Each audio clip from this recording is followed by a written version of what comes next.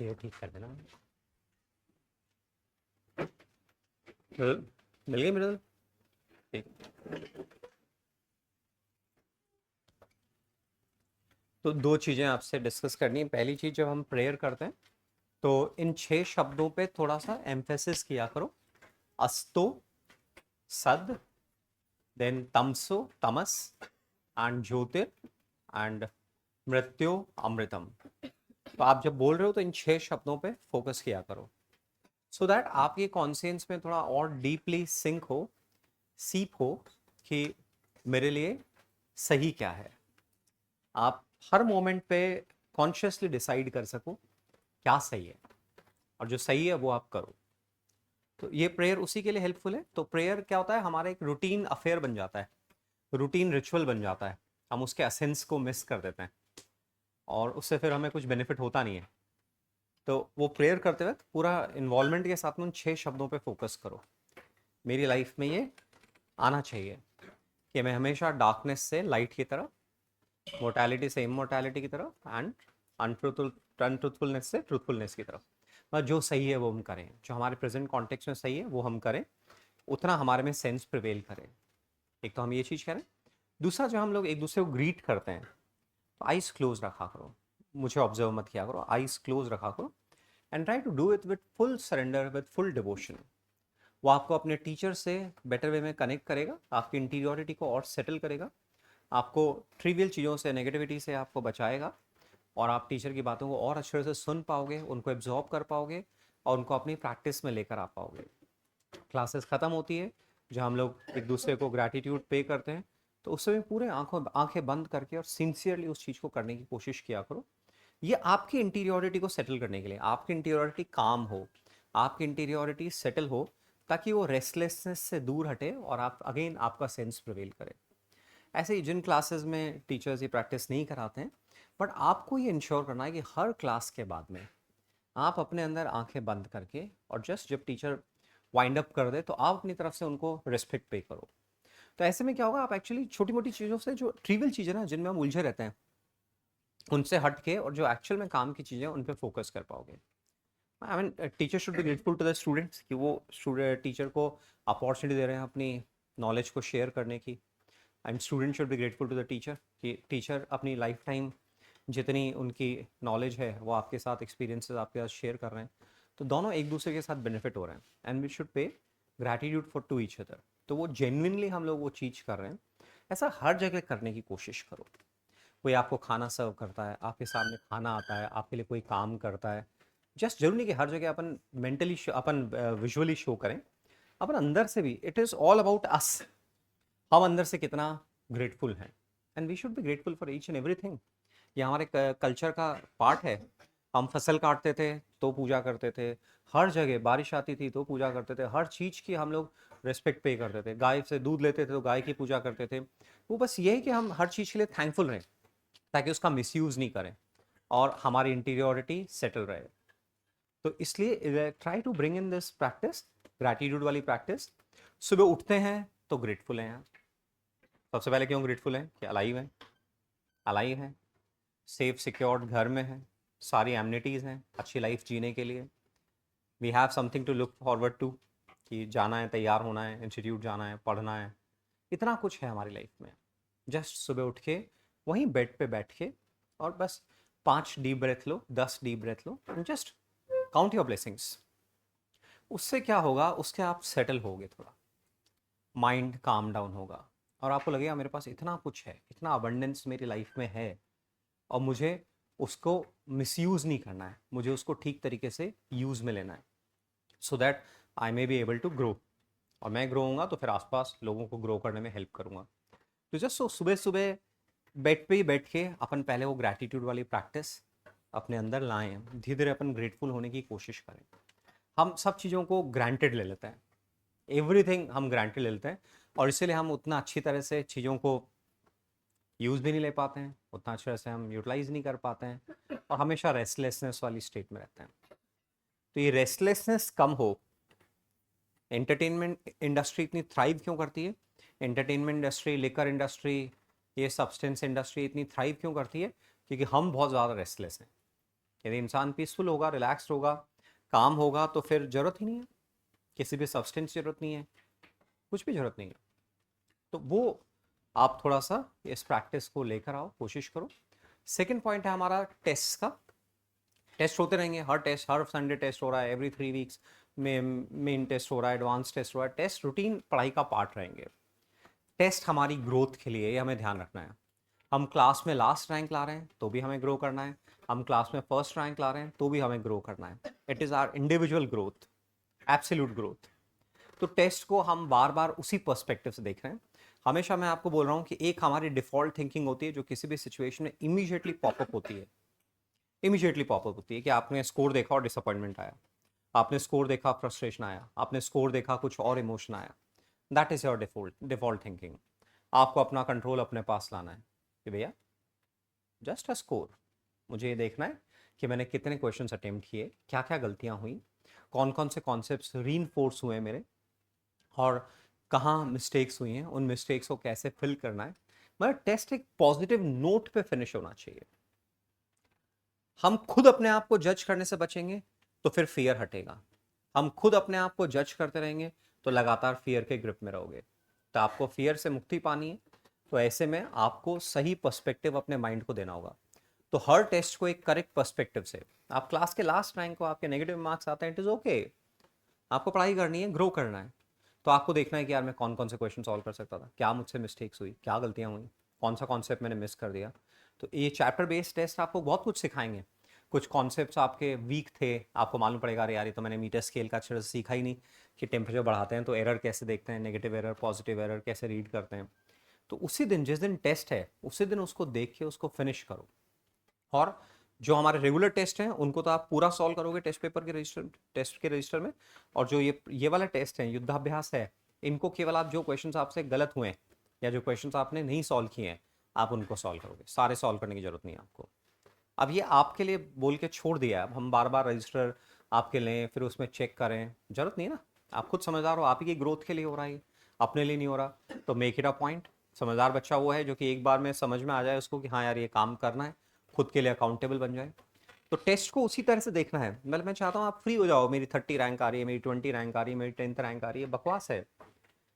मुझे कैसे ग्रो करना है, मुझे क्या सीखने को मिला, मेरी क्या गलतियां हुई। तो फिर आप एक्चुअल में पढ़ाई को मस्त होके कर पाओगे, क्योंकि आप फियर ऑफ जजमेंट से बाहर हो। और जब पढ़ाई आप अच्छे से करोगे, अपनी एक्टिविटीज अच्छी तरह से करोगे, तो पेरेंट्स अपने आप आपको ढीला छोड़ देंगे। तो पहले आपको अपने आप को जज करने से बचना होगा, टेस्ट को सही पर्सपेक्टिव से लेना होगा। तो irrespective of our marks, our rank, just अपने वो टेस्ट को देखना है, इट्स एन अपॉर्चुनिटी, इससे मुझे क्या सीखना है। तो एक एक क्वेश्चन को प्यार से देखना है, उसमें कुछ इंपॉर्टेंट कॉन्सेप्ट है, रजिस्टर में मार्क करना है। कुछ आपको नहीं आता है उसको दोबारा पढ़ना है, टाइम ज़्यादा चाहिए उसको अपनी मैक्रो प्लानिंग में डालो। थर्मल प्रॉपर्टीज रिवाइज होगा वेडनेसडे को या थर्सडे को या फ्राइडे को, आप इस तरह से मैक्रो प्लानिंग में डालो जैसा मैंने आपको गाइड किया था। सैटरडे को एक मैक्रो प्लानिंग होनी चाहिए। सबसे पहले सैटरडे को नाइट में लिखा जाना चाहिए आज की तारीख में आपके क्या क्या बैकलॉग्स हैं, ये लिखा जाना चाहिए।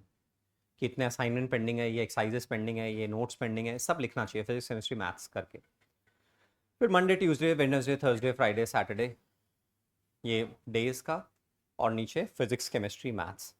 और उसमें फिर स्मॉल फॉन्ट में आपको फिट करना है कि अच्छा यहाँ असाइनमेंट करेंगे, यहाँ सेक्शन रिव्यू करेंगे, यहाँ एक्सरसाइज करेंगे, यहाँ एनसीईआरटी करेंगे, ये सब लिखना है आपको। कहीं नोट्स रिविजन लिखना है आपको कि चलो अपन रिलेटिव मोशन रिवाइज करेंगे, आज अपन एटॉमिक स्ट्रक्चर पार्ट 1 रिवाइज करेंगे, आज अपन एटॉमिक स्ट्रक्चर पार्ट 2 रिवाइज करेंगे। तो आपको next Saturday to Saturday 7 days में आपको मैक्रो प्लानिंग में फिट करना है चीज़ों को। और फिर जो रूटीन पढ़ाई है कि दोनों तीनों लेक्चर्स रिवाइज करने हैं, उनका रूटीन का होमवर्क।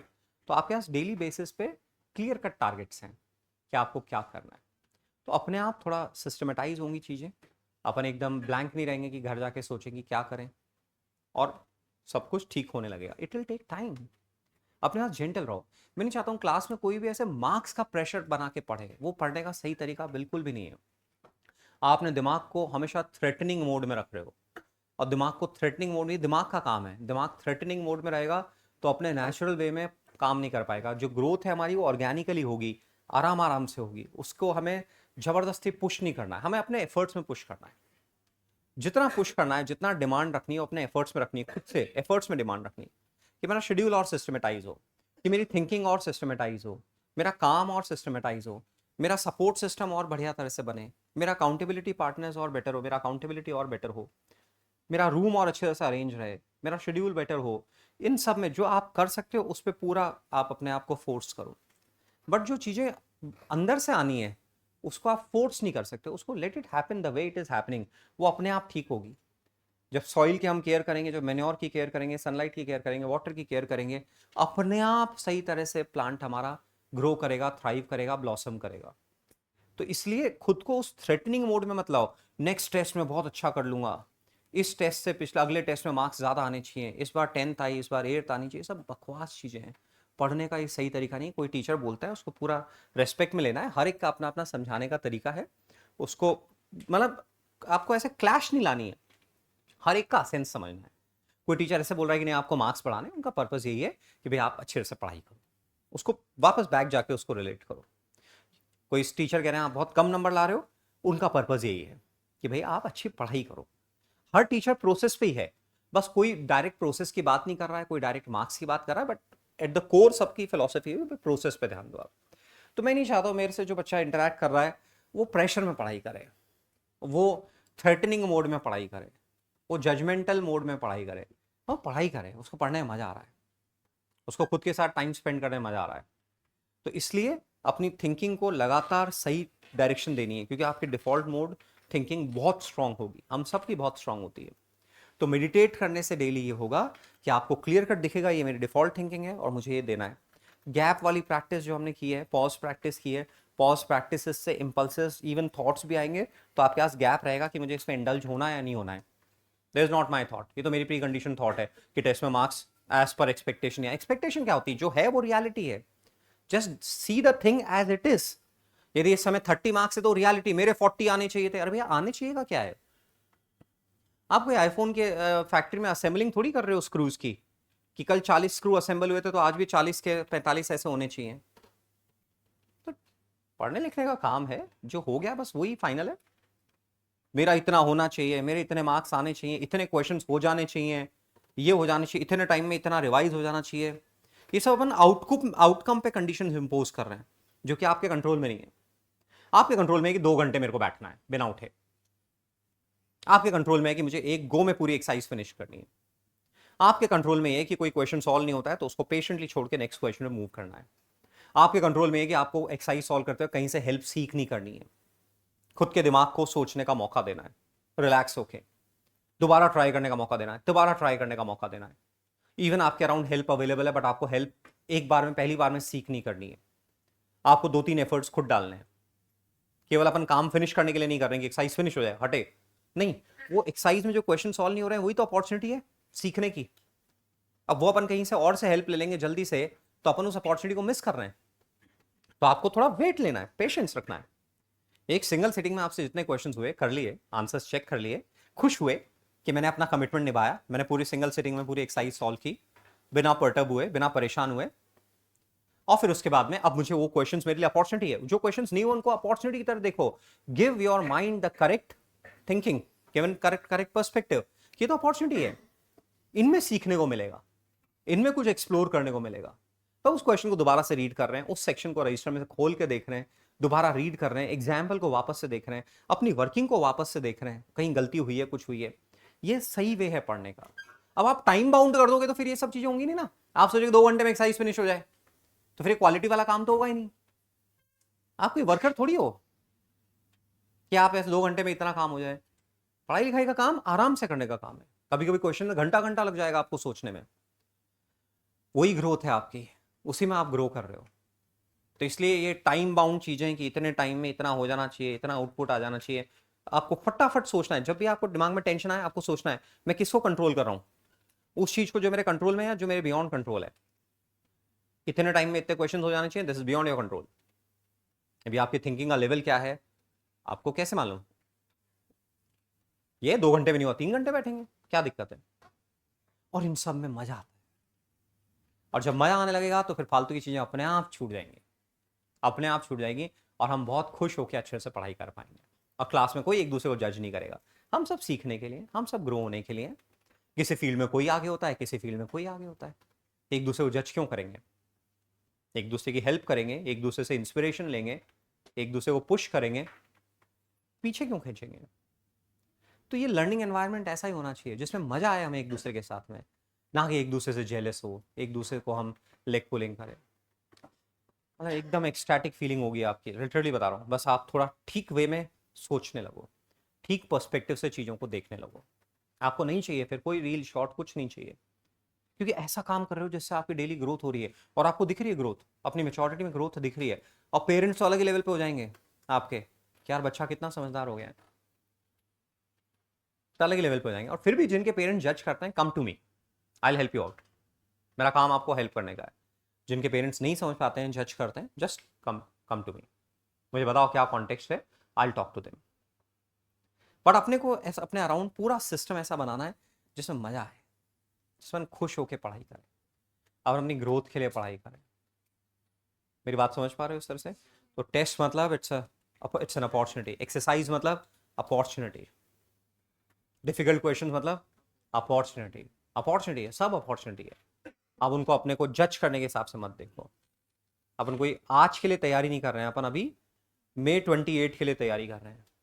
मैं नहीं चाहता हूँ आप जनवरी में स्टॉप कर जाओ कि हो गया हमारा तो जेई मेन। मैं चाहता हूँ May 28 जब आपका एडवांस का एग्जाम है, तब तक आप बने रहो और एडवांस को एम करके पढ़ाई करो। तो उसके लिए अपनी थिंकिंग को सही करना, और इसमें रोज की जर्नलिंग हेल्प करेगी। रोज अपने थॉट प्रोसेस को रिफाइन करना होगा, रोज अपने को करेक्ट पर्सपेक्टिव देना होगा, क्योंकि डिफॉल्ट थिंकिंग बहुत स्ट्रांग है, हमारी कंडीशनिंग बहुत स्ट्रांग है, हमारी हैबिट्स बहुत स्ट्रांग है। तो जब तक हम अपने साथ रोज काम नहीं करेंगे, रोज अपने को ऑब्जर्व नहीं करेंगे, रोज एनालिसिस नहीं करेंगे, तब तक चीज़ें ट्रांसफॉर्म नहीं होगी और आप वही एवरेज मीडियोकर लेवल पर अटके हुए रहोगे थिंकिंग में। तो फिर ट्रांसफॉर्मेशन कैसे होगा? तो इसलिए रोज इंट्रोस्पेक्ट करना बहुत ज़रूरी है, रोज मेडिटेट करना बहुत ज़रूरी है, रोज अपने आप को पेन देना बहुत ज़रूरी है, फिजिकल पेन देना बहुत ज़रूरी है। बात करिए ना अपने फिजिकल पेन की, कि रोज अपने आप को फिजिकल पेन देना है। कि आप स्विमिंग कर रहे हो, 10 लैप हो रही हैं, थक गए हो, 2 लैप और लगाओ। एक बार में एक ही लैप लगा सकते हो, 1.5 लैप लगाओ। आप पुशअप्स कर रहे हो, जो भी अपनी अपनी जो बाउंड्रीज हैं उनको स्ट्रेच करो, रोज स्ट्रेच करो अपनी बाउंड्रीज को। चाहे रनिंग है, चाहे पुशअप्स हैं, पुलअप्स हैं, जो भी है, आप अपनी बाउंड्रीज को रोज स्ट्रेच कर रहे हो। वही एटीट्यूड फिर पढ़ाई में काम आएगा। क्वेश्चन नहीं हो रहा होगा, थोड़ा स्ट्रेच करोगे, थोड़ा और ट्राई करते हैं, थोड़ा और सिस्टमैटिकली सॉल्व करते हैं। फ्रस्ट्रेशन इंडेक्स को रोज वॉच कर रहे हो कि मेरा फ्रस्ट्रेशन इंडेक्स लो हो रहा है, मैं फ्रस्ट्रेट नहीं हो रहा हूँ, किसी भी कॉज चीज़ में मैं फ्रस्ट्रेट नहीं हो रहा हूँ। ये अपनी ग्रोथ है। और इन सब में फिर मज़ा है, और जिस काम में मज़ा आने लगता है वो अपने आप होने लगता है, फिर उसके लिए किसी और को पुश करने की ज़रूरत नहीं पड़ती। बट अपने आसपास अकाउंटेबिलिटी पार्टनर्स का होना बहुत ज़रूरी है। ओके, तो फोर्स को अपन ने डिफाइन किया। फोर्स क्या होता है? फील्ड फोर्स, कॉन्टैक्ट फोर्स, वो अपन ने डिफाइन किया। फंडामेंटल फोर्सेस अपन ने डिफाइन किए। इशित कवर कर लिया था लास्ट लेक्चर? कवर किया? इनर्शियल, नॉन इनर्शियल फ्रेम आप कवर कर लेना, कवर कर लेना, ठीक। तो फंडामेंटल फोर्सेस अपन ने डिफाइन किए। अपन ने सुपरपोजिशन प्रिंसिपल, जिसको अपन बार बार यूज में लेंगे बिना नाम लिए, किसी भी न्यूमेरिकल को अपन सॉल्व करेंगे, आप सुपरपोजिशन प्रिंसिपल काम में ले। जैसे ही दो या दो से ज्यादा फोर्सेस के साथ अपन डील कर रहे हैं, मतलब सुपरपोजिशन प्रिंसिपल काम में ले रहे हैं। कि जब बहुत सारे फोर्सेस अर्नव लग रहे हैं, तो उनका कंबाइन इफेक्ट एक सिंगल फोर्स के इक्विवेलेंट है, which is given by F बराबर शोभित F1 vector plus F2 vector and so on. ये हमारा सुपरपोजिशन प्रिंसिपल है।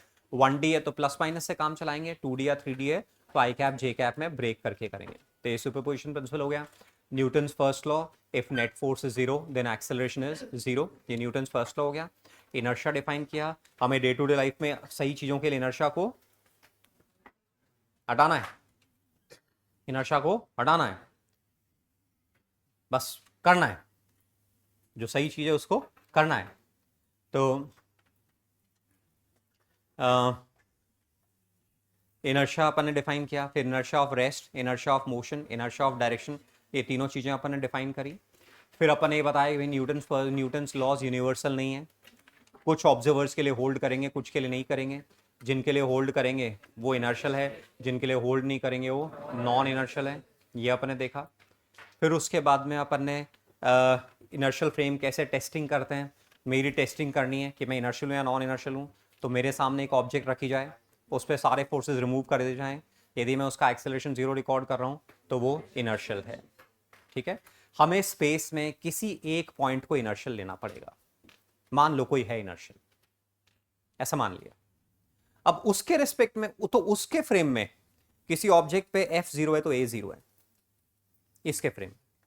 अब मैं दूसरा फ्रेम हूं, मैं उसके रिस्पेक्ट में एक्सेलरेट नहीं कर रहा हूं, तो APS2 बराबर APS1 plus AS1S2, but AS1S2 0 है, तो APS2 बराबर APS1। उसके फ्रेम में ऑब्जेक्ट का एक्सेलरेशन 0 आ रहा है फोर्सेस के एब्सेंस में, तो मेरे फ्रेम में भी ऑब्जेक्ट का एक्सेलरेशन 0 आ रहा है फोर्सेस के एब्सेंस में, यानी कि मैं भी क्या हो गया, इनर्शियल हो गया। तो हमें स्पेस में किसी एक पॉइंट को इनर्शियल लेना है, उसके रिस्पेक्ट में जो एक्सेलरेट नहीं कर रहा है वो इनर्शियल है, और जो एक्सेलरेट कर रहा है वो नॉन इनर्शियल है। तो हमने ऐसे इनर्शियल फ्रेम डिफाइन किया।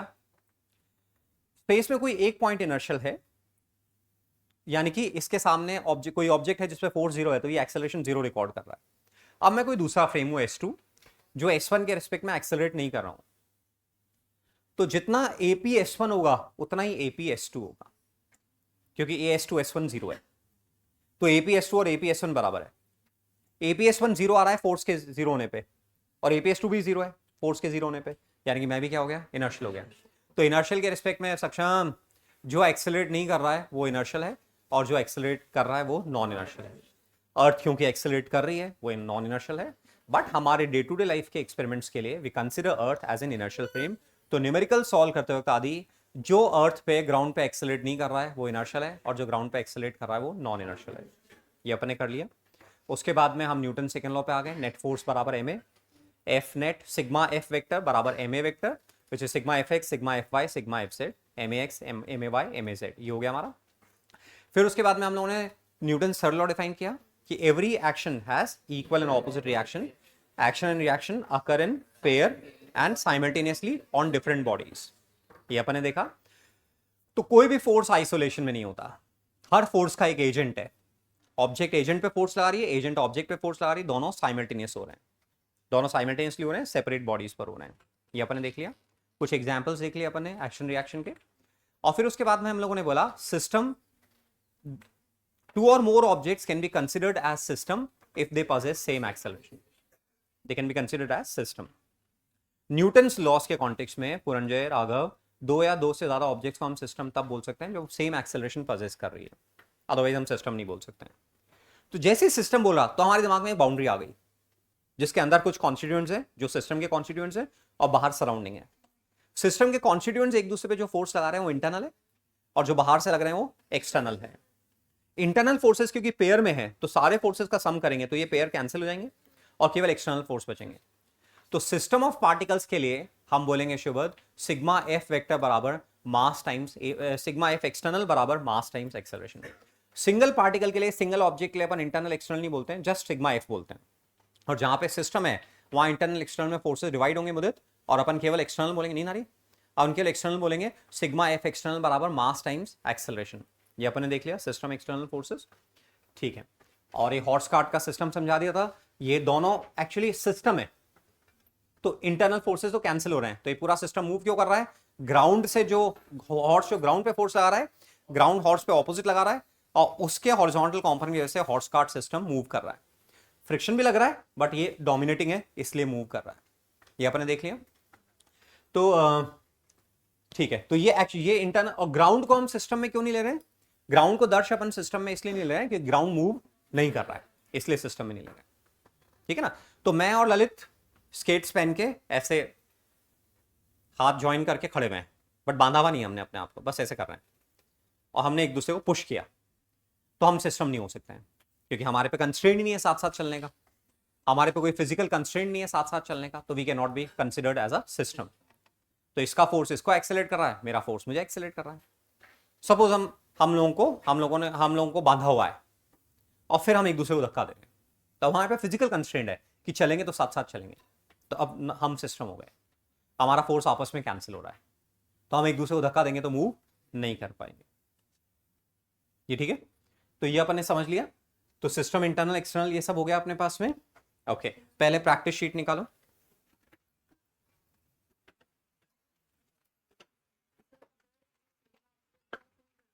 जरूरी है, लॉज ऑफ मोशन में जरूरी है। कुछ भी हो, मास का कोई कंस्ट्रेंट नहीं है, बस उनका एक्सेलरेशन, प्रैक्टिस शीट, उनका एक्सेलरेशन सेम होना चाहिए बस। नहीं, पिछली वाली।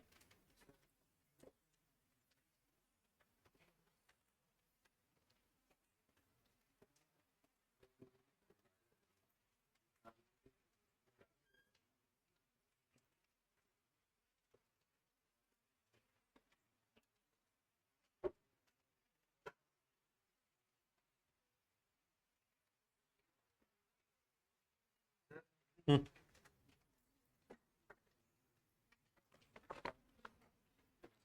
1 to 15, 1 to 15, 9. A force gives an acceleration a1 to mass m1 and a2 to mass m2. If both masses are joined together, तो टोटल मास बढ़ गया, तो एक्सेलरेशन क्या हो जाएगा, कम हो जाएगा। f upon m1 plus m2 will be lesser than f upon m1 and f upon m2। 10 to 19, 20 to 26, 27 to 32, 36 तक कोई पूछना है? कौन सा?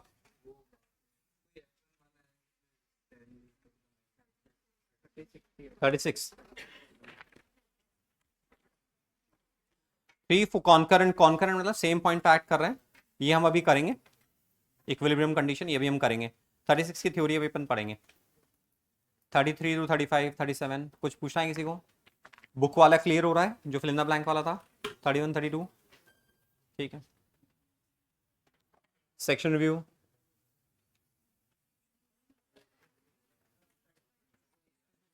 प्रैक्टिस शीट में कौन सा? 20, 22, 22 में 5 फोर्सेज हैं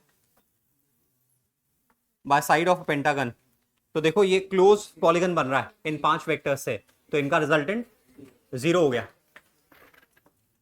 क्योंकि ये पांचों मिलकर क्लोज पॉलीगन बना रहे हैं। हाँ, 31 में imagine that you are holding a book weighing 4 newton, तो mg है 4 न्यूटन, एट रेस्ट एक्सेलरेशन 0 है। अब दे नहीं रखा है कौन फ्रेम है, इसको मानना है ग्राउंड फ्रेम, ग्राउंड से ऑब्जर्व हो रहा है कि एक्सेलरेशन 0 है। Imagine that you are holding a book weighing 4 newton at rest on the palm of your hand, तो एक्सेलरेशन 0 है और फोर्स mg लग रहा है। A downward force of magnitude 4 newton is exerted on the book by the earth, an upward force of magnitude 4 Newton is exerted on the earth, an upward force of magnitude 4 Newton is exerted on book by the hand.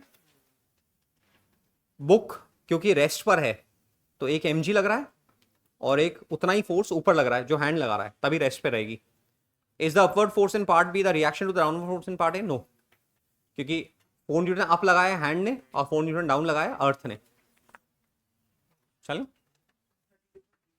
32 का B,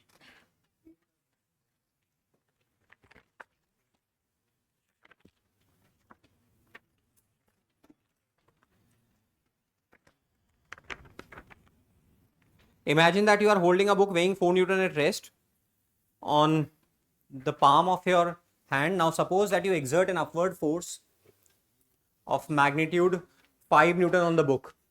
तो book पे mg लग रहा है 4 Newton और book पे hand लगा रहा है 5 न्यूटन, तो अनबैलेंस हो गई सिचुएशन, बुक एक्सेलरेट करेगी। Does the book remain in equilibrium? No. Is the force exerted on the book by your hand equal and opposite to the force exerted on the book by the earth? No. एक 4 और एक 5 है, कुछ कौन सा पूछना है सक्षम? हो गया, ठीक।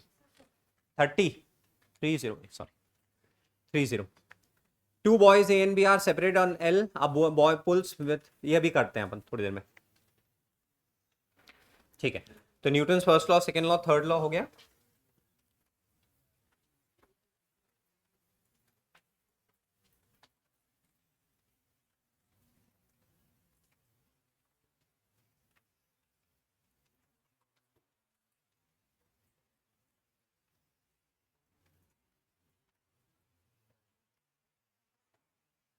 Equilibrium,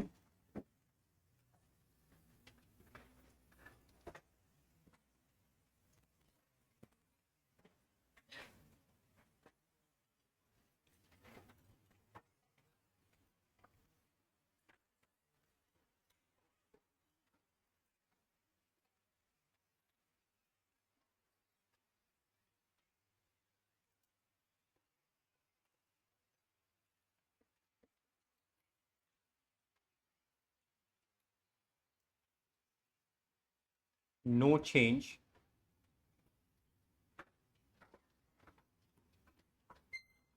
in the state of rest or of uniform motion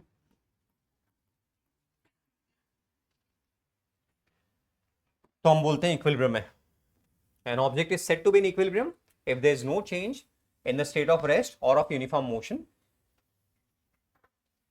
तो इसको अपन एक सिंगल वर्ड में बोले कनव, तो कैसे बोले? इक्विलिब्रियम को मैथमेटिकली डिफाइन करना तो क्या बोले? If a is 0 then object is in equilibrium. a 0 है तो ऑब्जेक्ट इक्विलिब्रियम में. No change in the state of rest और ऑफ यूनिफॉर्म मोशन, तो इक्विलिब्रियम हो गया. रेस्ट है तो स्टैटिक इक्विलिब्रियम है, और यूनिफॉर्म मोशन है तो डायनेमिक इक्विलिब्रियम है. Static equilibrium, dynamic equilibrium. Static में ऑब्जेक्ट रेस्ट पर है और कृष्णा डायनेमिक में मूव कर रही है, तो स्टैटिक इक्विलिब्रियम, डायनेमिक इक्विलिब्रियम दोनों में वेदांशु एक्सेलरेशन 0 है. तो for equilibrium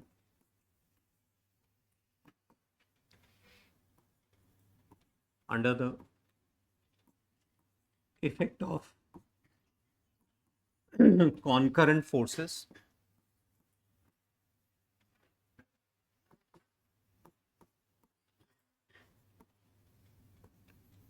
sigma f should be 0.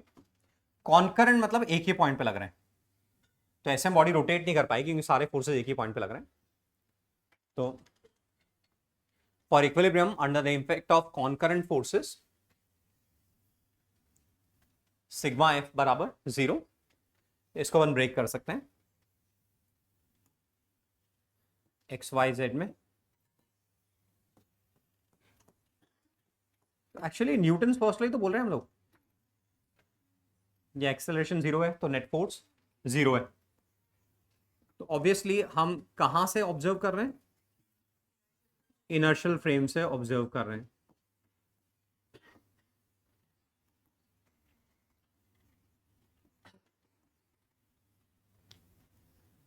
तो जब भी कोई ऑब्जेक्ट इक्विलिब्रियम में दिख रही है तो उस पर नेट फोर्स 0 करना है, तो फोर्सेस को बैलेंस करना है अपने को, तो इक्विलिब्रियम होगा.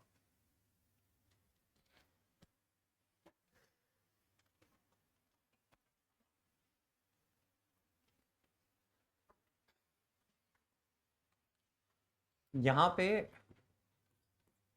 क्वेश्चन सॉल्विंग के हिसाब से पॉइंट देख लेते हैं. If an object is in equilibrium under the effect of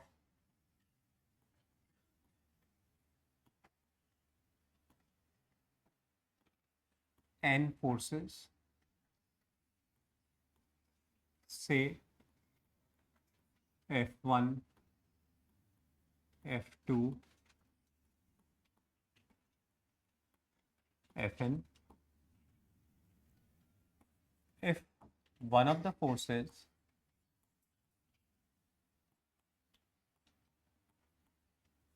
say F1 is removed, then बोलना नहीं किसी को, net force on the object becomes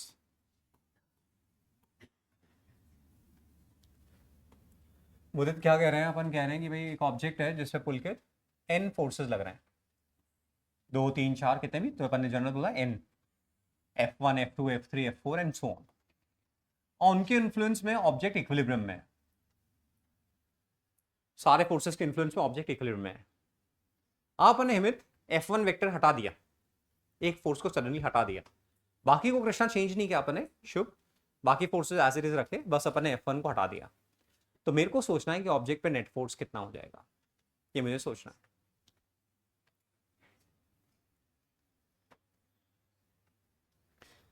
Samarth, Saksham, minus F1 vector Himit, minus F1 vector Nikunj, minus F1 vector Shubh. सोच पा रहे हो क्या शुभद? कैसे?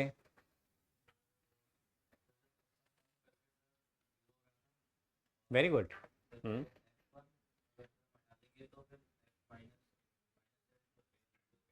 Very good. तो एक्चुअली है क्या कि F1 plus F2 plus dash dash dash plus Fn बराबर 0। क्यों? क्योंकि इक्विलिब्रियम है। अभी अपन ने पढ़ा इक्विलिब्रियम वेदांशु नेट फोर्स 0 होगा, इक्विलिब्रियम है इसलिए। अपन ने F1 को हटा दिया, तो अब Fnet ऑन रिमूविंग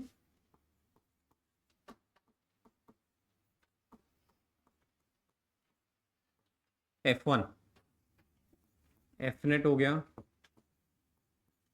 F2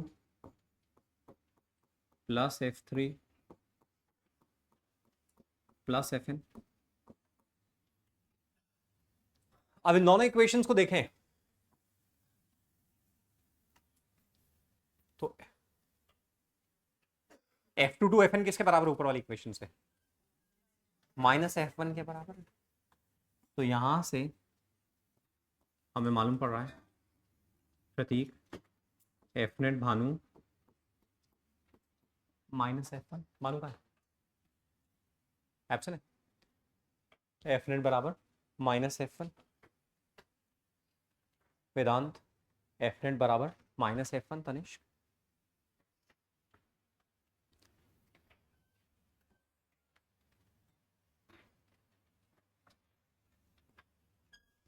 तो हमारे बहुत क्वेश्चंस में काम आएगा।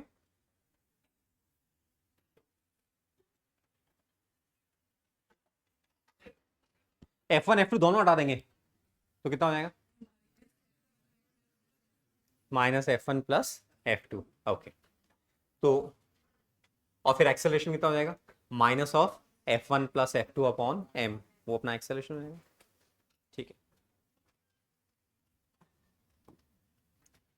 लैमीज थ्योरम। अच्छा, पहले साइन रूल अपने को मालूम है।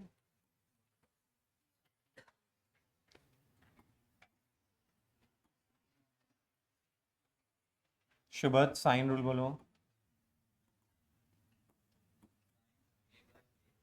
Very good. Sine A by A.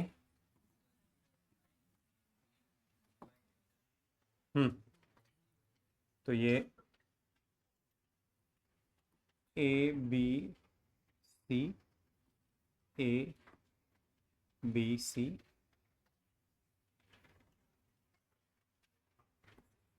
Sign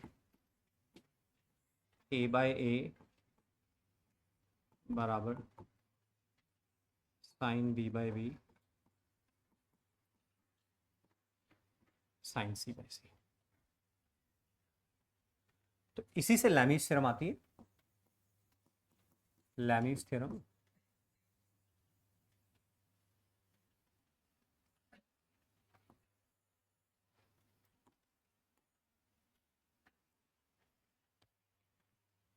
if an object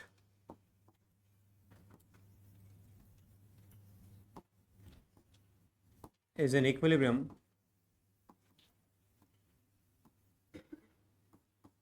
under the effect of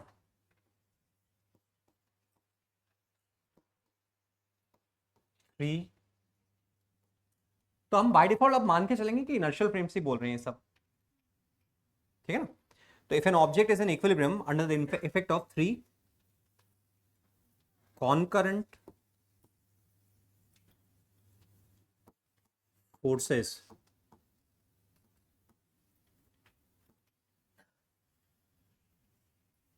then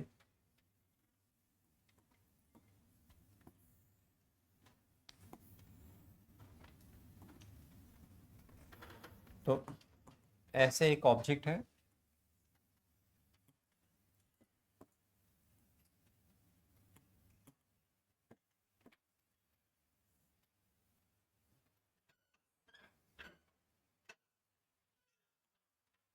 वैसे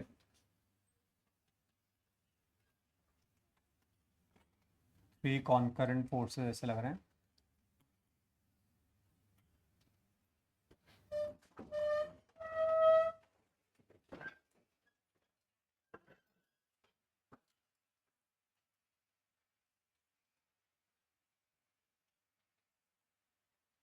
ये एंगल अल्फा है,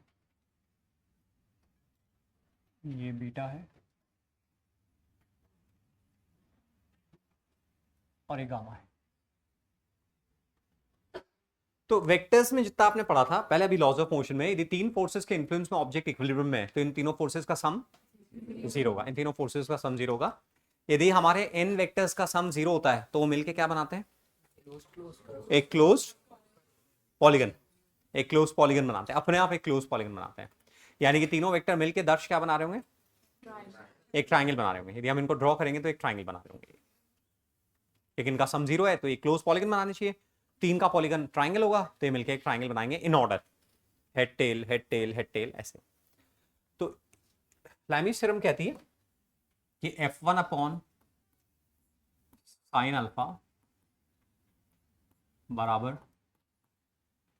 F2 अपॉन साइन बीटा बराबर F3 अपॉन साइन।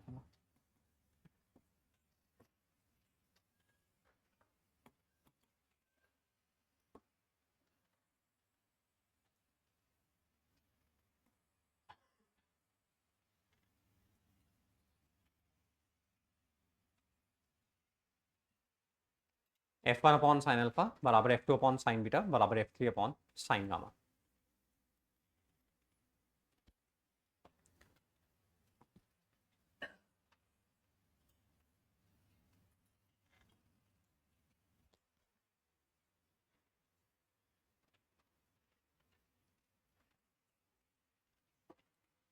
तीन ही फोर्सेस के लिए है ये थ्योरम, तीन से ज्यादा नहीं, तीन से कम नहीं, बस तीन फोर्सेस। इसको प्रूव करना है, एक बार आप ट्राई करो।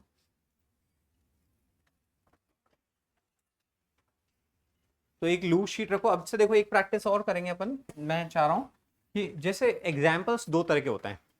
एक एग्जाम्पल होते हैं वन टाइम सॉल्व करने वाले, एक एग्जाम्पल होते हैं वन टाइम सॉल्व करने वाले, और दूसरे होते हैं जो उनको बार बार करना होता है।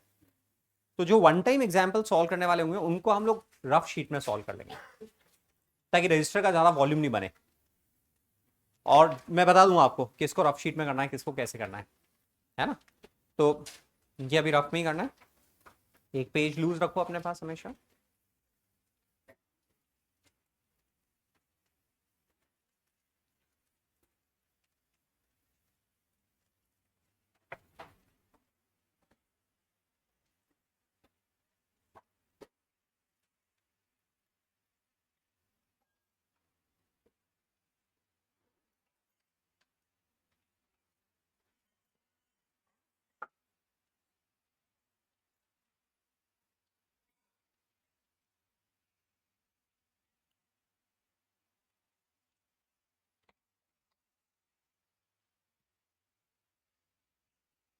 दिग्विजय कैसे प्रोसीड करें?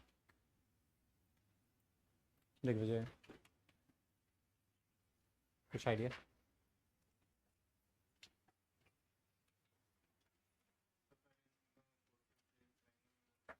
एक ट्रायंगल बनाओ। तो पहले F1 बनाओ। अब F1 से F2 कितना एंगल पे रीड करो डायग्राम में। F1 से F2 कितना एंगल पे रीड करो, बोलना नहीं है। पहले ट्रायंगल में बनाओ, एक एक वेक्टर बनाओ। पहले F1 बनाओ और फिर F1 से F2 कितना एंगल पर है उतना एंगल पे F2 को ड्रॉ करो।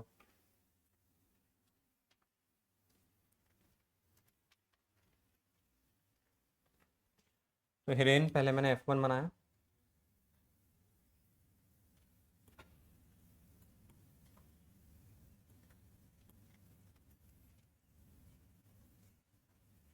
F2 F1 से हिरेन कितना एंगल पर है? गामा एंगल पे। तो ये F1 की डायरेक्शन है,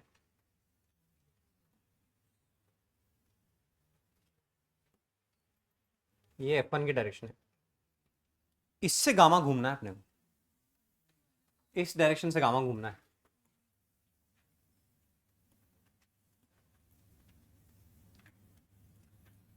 तो F2 लेकर आए, ये गामा एंगल होगा ललित।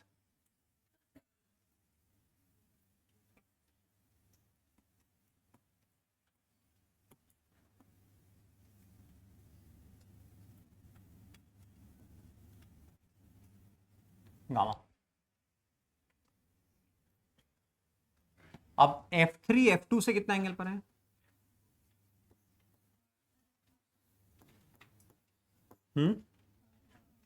अल्फा एंगल पे। यदि ये इनका सम 0 है तो एक्चुअली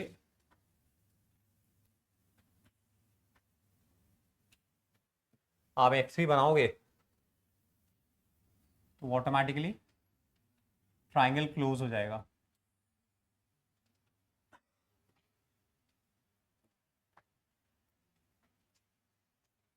अपन तो मैनुअली बना रहे हैं ना, थोड़ा छोटा बड़ा हो सकता है। ये हो गया, ये F3 F2 से कितना एंगल पे? अल्फा पे।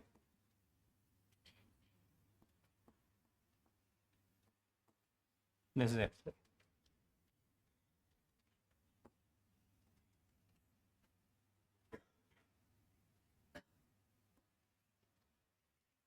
ओके, अब साइन रूल कैसे लगाएं?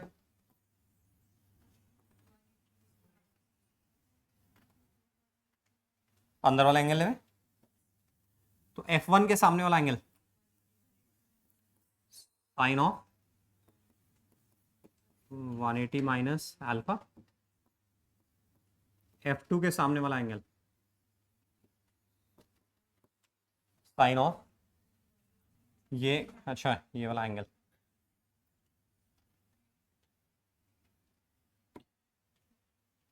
F1 जो है F3 से है, F1 F3 से बीटा एंगल पे।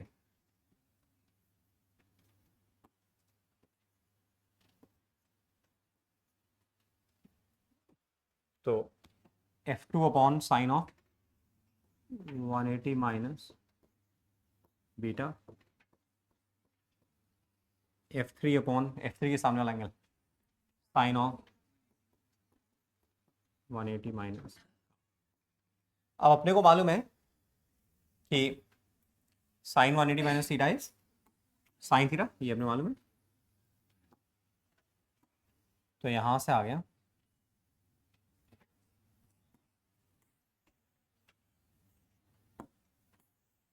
F1 अपॉन साइन अल्फा बराबर F2 अपॉन साइन बीटा बराबर F3 upon sine gamma.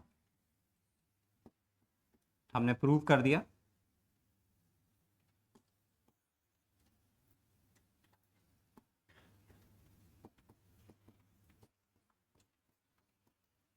Okay क्या? तो यहां से क्या होगा, अपने को कंपोनेंट्स नहीं करने पड़ेंगे, थोड़ा काम अपना फास्ट हो जाएगा। यदि थ्री फोर्सेस के इन्फ्लुएंस में इक्विलिब्रियम में ऑब्जेक्ट, तो लैमीज थ्योरम लगाने पे थोड़ा फास्ट हो जाएगा, हमें कंपोनेंट्स नहीं करने पड़ेंगे। इसलिए हम लोग इस थ्योरम को यूज में ले रहे हैं। मैथमेटिकली आ रही है।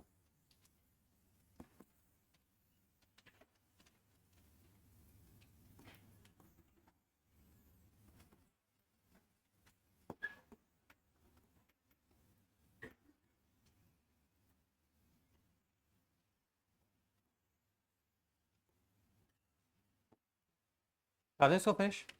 So Newton's first law, second law, third law, system, internal external forces, inertia and then Lami's theorem, equilibrium, ये अपन ने कर लिया। अब उन एग्जांपल्स करने की स्थिति में तो ये थ्योरम अप्लाई करते वक्त अपने को तीन फोर्सेज हैं और उनको बैलेंस करना होगा। सक्षम बना आगे बढ़ रहे हैं, एग्जांपल्स ले रहे हैं।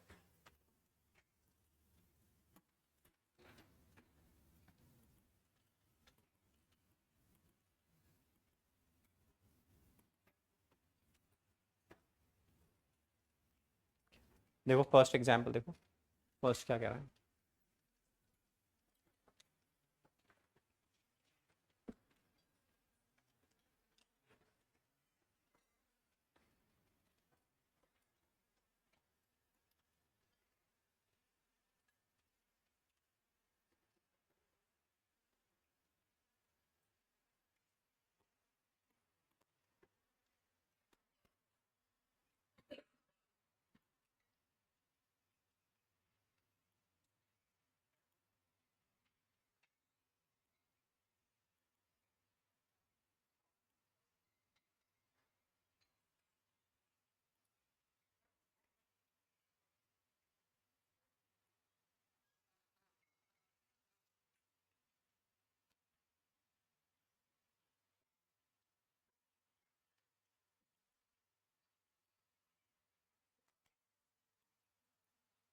मॉड्यूल्स देखते हैं अपन।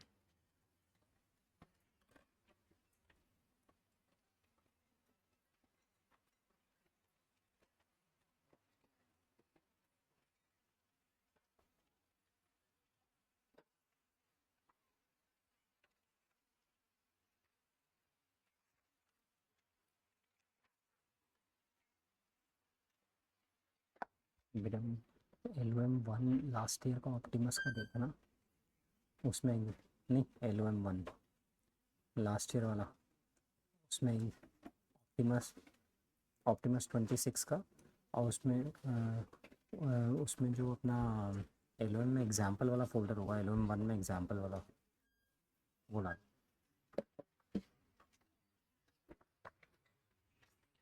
सक्षम फर्स्ट रीड करना श्रीवास्तव।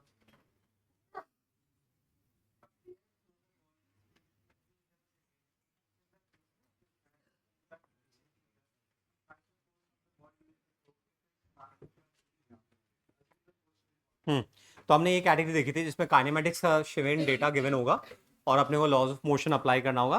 तो a player throws a ball with a speed of 20 metres पर second.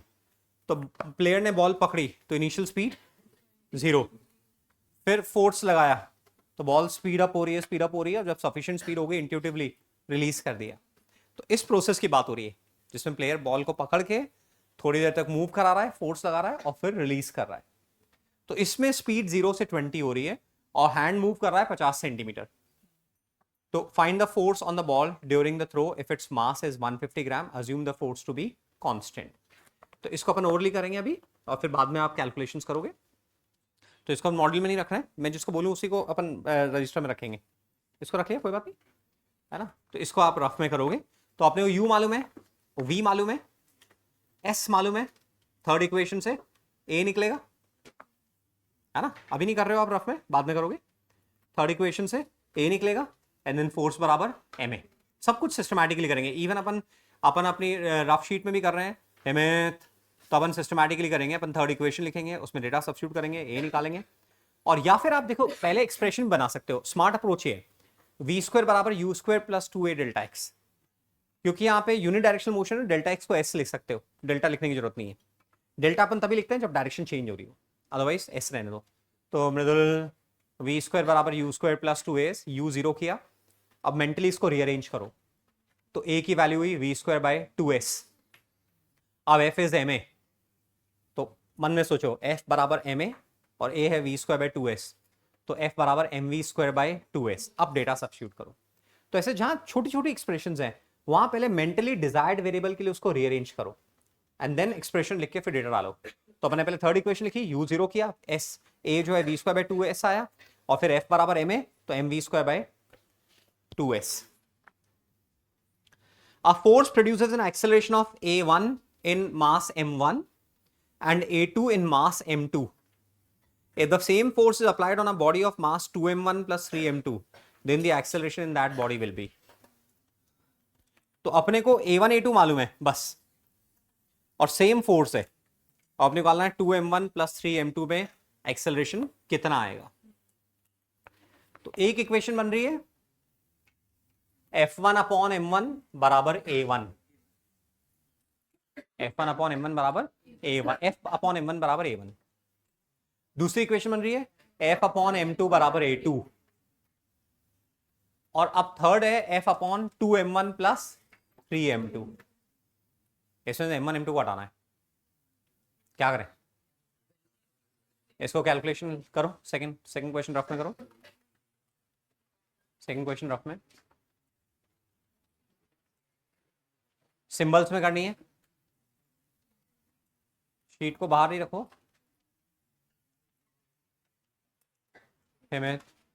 F upon m1 is a1। Try करो वेरिएबल्स में एक्सप्रेशन बनाने की।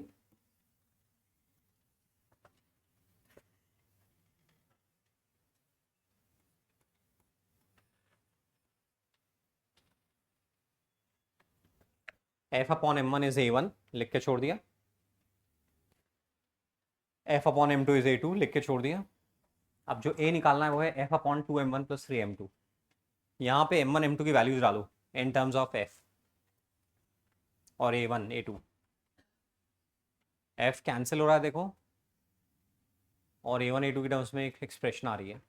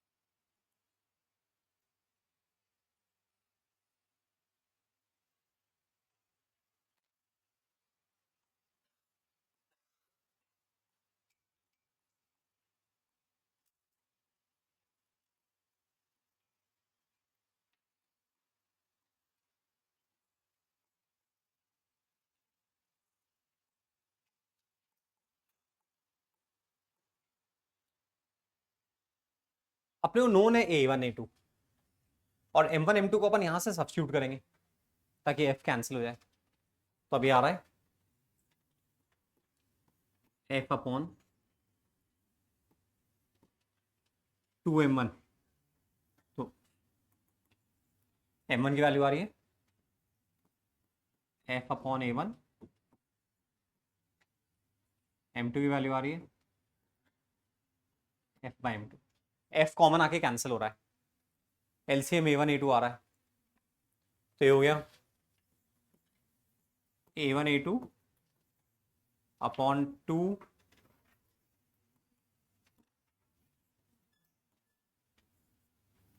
Upon 2A2 plus 3। अब वैल्यूज डाल दें। सिंबल्स में करना क्यों हम एडवाइस करते हैं, जब आप धीरे धीरे एडवांस्ड ओरिएंटेड क्वेश्चन सॉल्व करने लगोगे, तो अब जैसे मैं इस क्वेश्चन को आपसे अभी टेस्ट में ऐसे पूछ सकता हूं, मैंने ये क्वेश्चन दे दिया, मैंने बोला when force is applied on M1 acceleration is A1, force is applied on M2 acceleration is A2, है ना। what will be the force, what will be the acceleration if the combined body has mass M1 plus M2, 2M1 plus 3M2, 3M1 plus 4M2, ऐसे अलग अलग options बना के दे दिए। तो मैं आपकी प्रेजेंस ऑफ माइंड चेक करना चाह रहा हूं कि आप सारे ऑप्शंस वापस से सॉल्व कर करके देखोगे या एक जनरल एक्सप्रेशन बना लोगे और उसमें डेटा सब्स्टिट्यूट करोगे। आईआईटी ऐसे ही क्वेश्चन पूछती है, मल्टीपल कैलकुलेशंस कराती है सेम फॉर्मूला में ABCD में, तो जिनकी हैबिट नहीं रहती है उनको फिर बार बार करना होता है या फिर डिस्कंफर्ट आता है। तो इसलिए ट्राई अपने को करना चाहिए ज्यादातर केसेस में कि पहले वेरिएबल्स में अपन सॉल्व करें और लास्ट में डेटा सब्स्टिट्यूट करें। ठीक है, शुरू में थोड़ा स्लो होगा बट बाद में आपके लिए बहुत हेल्पफुल रहेगा ये। इसलिए तो अब अपन डेटा डाल के अपन इसमें एक्सेलरेशन निकाल सकते हैं। तो A1 A2 कितना कहना है, 2 और 0.5, तो 2 इंटू 0.5 ऊपर 1 हो गया, नहीं 2 और 4, 4 और 2, हाँ 4 और 2, तो ऊपर 8 हो गया और नीचे 14 हो गया, 16 हो गया। तो ठीक है, अकॉर्डिंगली एक्सेलरेशन आ गया।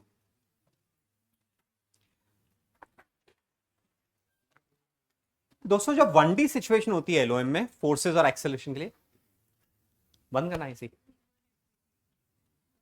मतलब कूलिंग ज्यादा हो रही है। ओके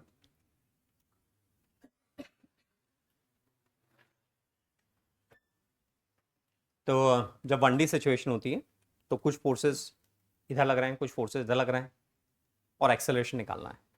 ठीक है, तो एक डायरेक्शन पॉजिटिव ले लेते हैं और दूसरी डायरेक्शन नेगेटिव ले लेते हैं, या हमें एक्सेलरेशन की डायरेक्शन मालूम होती है तो नेट फोर्स बराबर m है, तो जिधर एक्सेलरेशन उस डायरेक्शन को अपन पॉजिटिव ले लेते हैं और दूसरी डायरेक्शन नेगेटिव हो जाती है। तो जैसे अपन थर्ड क्वेश्चन देखें, थर्ड क्वेश्चन बोला when two forces act on 4 kilogram object in same direction an acceleration of 2 is produced, तो इसी डायरेक्शन में पॉजिटिव ले लिया, F1 प्लस F2 बराबर ma1। When direction of F1 is reversed, acceleration is produced in the direction of F1। अब अपने F1 की direction reverse की और एक्सेलरेशन F1 की डायरेक्शन में प्रोड्यूस हो रहा है, तो उसी डायरेक्शन में पॉजिटिव ले लिया अपन जिधर एक्सेलरेशन है, तो F1 वाली डायरेक्शन पॉजिटिव और दूसरी वाली नेगेटिव। तो अब इक्वेशन क्या बनेगी, F1 माइनस F2 बराबर M2A2 MA2। तो पहली इक्वेशन बनी, ऐसा प्रैक्टिस शीट में भी था, F1 प्लस F2 बराबर M into A1 which is 2। ये तब जबकि दोनों फोर्सेस एक ही डायरेक्शन में लग रहे हैं। अच्छा, F1 की डायरेक्शन रिवर्स करने पे फोर्स जो है वो एक्सेलरेशन जो F1 की डायरेक्शन में आ रहा है वो क्या इंप्लाई कर रहा है कि F1 डोमिनेटिंग है F2 डोमिनेटिंग है। F1 डोमिनेटिंग है, F1 बड़ा है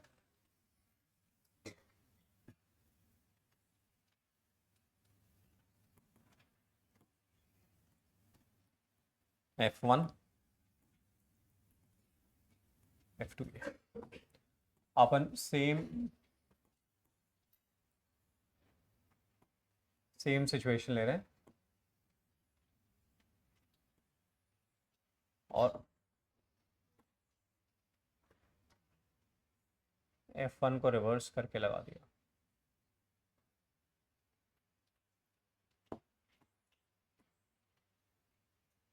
तो अब क्योंकि एक्सेलरेशन इस तरफ गिवन है,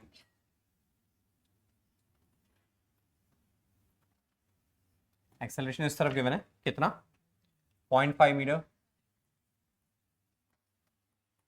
पर सेकंड स्क्वायर, तो ये डोमिनेटिंग है, इसलिए अपनी इक्वेशन आ रही है। किसी को इसमें कंफ्यूजन है क्या कि मैंने कौन सी पॉजिटिवली कौन सी नेगेटिवली, F1 माइनस F2 बराबर M टाइम्स 0.5 और मास की वैल्यू भी गिवन है शायद 4, तो 4 2 8 हो गया और ये 4 इंटू 0.5 2 हो गया। किसी को दिक्कत है तो बोलना, और फिर हम सॉल्व कर पा रहे हैं।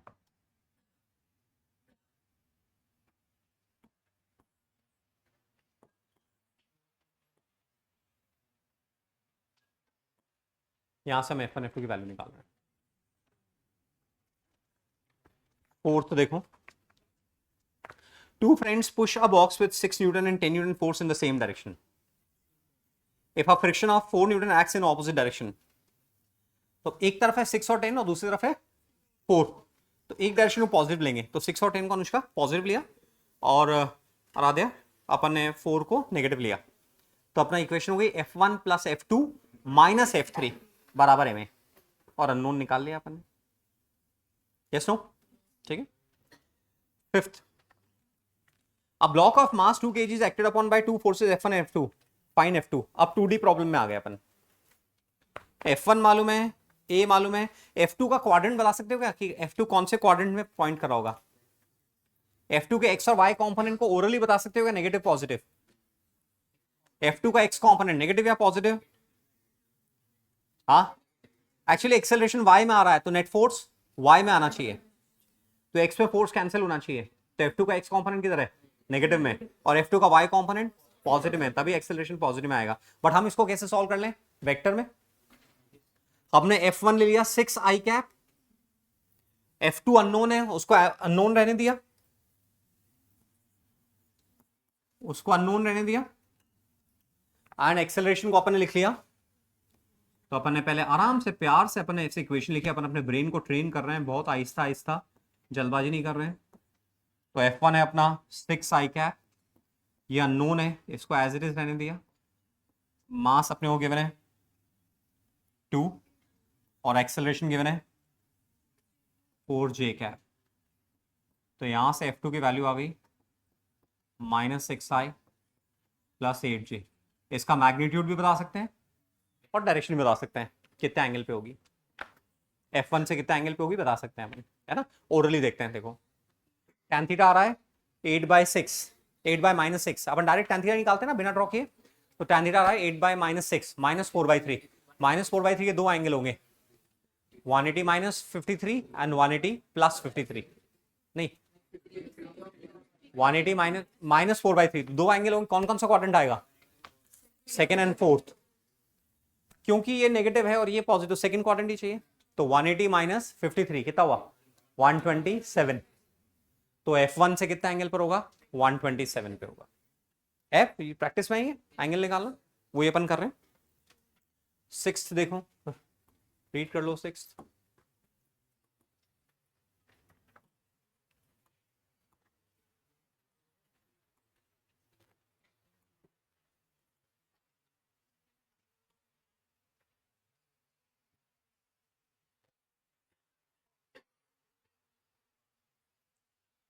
Two friends A and B, M1, M2 at the separation of D pull each other by means of a rope. If the force on A is this toward east, then find force on B. Action or acceleration of A and B. Where and when do they meet? Can we consider these two friends as a system? Yes, we can consider them as a system. Rishit, can we consider them as a system? Ishit, can we consider them as a system? Rishit? Two friends A and B of masses M1 M2 at separation D pull each other by means of a rope. If force A moves toward this, force on by this towards this, find force on B, acceleration of A and B. क्या इन पे physical constraint है, ये साथ साथ चलें? System के लिए LOM में क्या कंडीशन है? They should move together. उन पे कोई फिजिकल कंडीशन रहनी चाहिए. They should move together Aditya, otherwise we can not consider them as a system Prakhar. तो यहाँ पे बस ये रस्सी से एक दूसरे को खींच रहे हैं. टग ऑफ वॉर में दोनों टीम्स को सिस्टम ले सकते हैं क्या? टग ऑफ वॉर में नहीं, दोनों को सिस्टम नहीं ले सकते हैं, क्योंकि उन पे साथ साथ मूव करने का कंस्ट्रेंट कहां पर है? नहीं ले सकते हैं अपन सिस्टम. तो ये क्लैरिटी के साथ में सिस्टम एलओएम में कब लेंगे? जब फिजिकल कंडीशन है, उन पे फिजिकल कंस्ट्रेंट है that they should move together, तभी हम उनको सिस्टम लेंगे. तो यहां पे इनको सिस्टम नहीं ले सकते. पक्का क्या है ना? तो ये जैसे मान लो एक रॉड होती, एक मासलेस रॉड होती, और उससे एक दूसरे को खींच रहे होते, तो फिर रॉड की लेंथ चेंज हो सकती है क्या?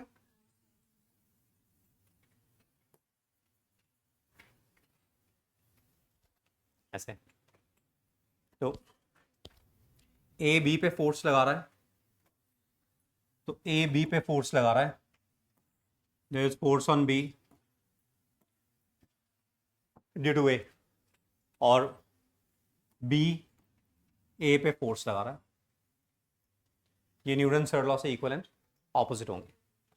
तो हमें गिवन है this is F on A due to B. बड़े प्यार से आहिस्ता आहिस्ता से करेंगे ताकि ब्रेन की ट्रेनिंग हो. F on A due to B, F on B due to A. ये किया आपने, कुछ गड़बड़ किया मैंने? नहीं. हाँ, तो हम कहाँ कह रहे हैं कैंसिल कर रहे हैं? हमने नहीं किया कैंसिल. तो ये वाला फोर्स इसको एक्सेलरेट करेगा और ये वाला फोर्स इसको एक्सेलरेट करेगा. अब बोलो उसको कैंसिल हो जाएंगे, तो कैंसिल तब होंगे जब इनको सिस्टम ले सकते हैं, और इसको सिस्टम नहीं ले सकते हैं, क्योंकि इन पे फिजिकल कंडीशनिंग ऐसी नहीं है ऐसी कि ये साथ साथ चले. System done? डन? सबको क्लियर है? ये पूछना है किसी को? ये सब बेसिक्स हैं जिसमें उलझे रहते हैं. आराम से पूछो मेरे से, कोई जल्दी नहीं है.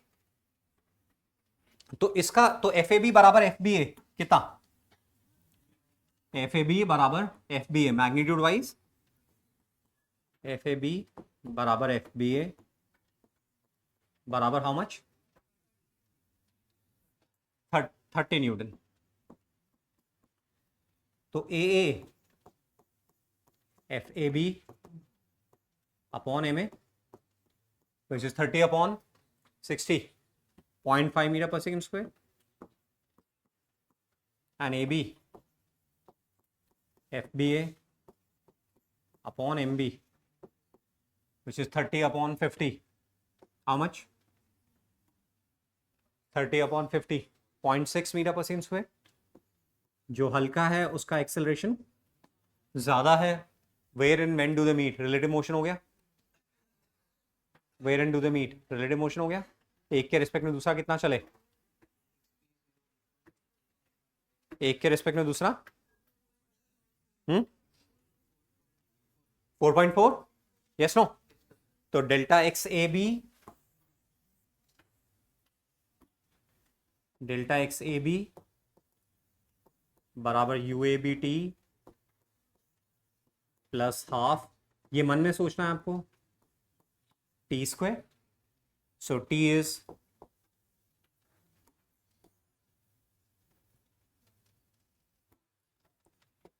twice of delta X A B upon A B कर लेंगे अपन। और फिर कहाँ मीट करेंगे, अकेले ए पे या बी पे इक्वेशन लगाएंगे तो कहाँ मीट करेंगे, वो आ जाएगा अपने पास में।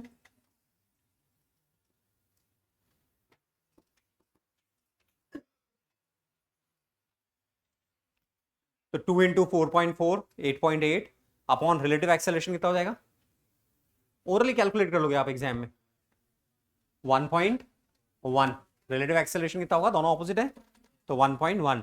तो 2 इंटू 8.8 अपॉन 1.1, 2 इंटू 8 16 कितना आया 4 सेकेंड्स।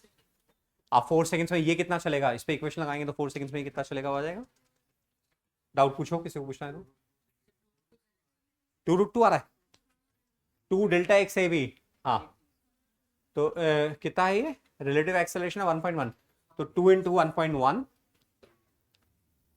नहीं 2 इंटू 4.4 8.8 8.8 अपॉन हाँ 2√2 सेकेंड्स आएगा। ठीक है, इज दिस फाइन।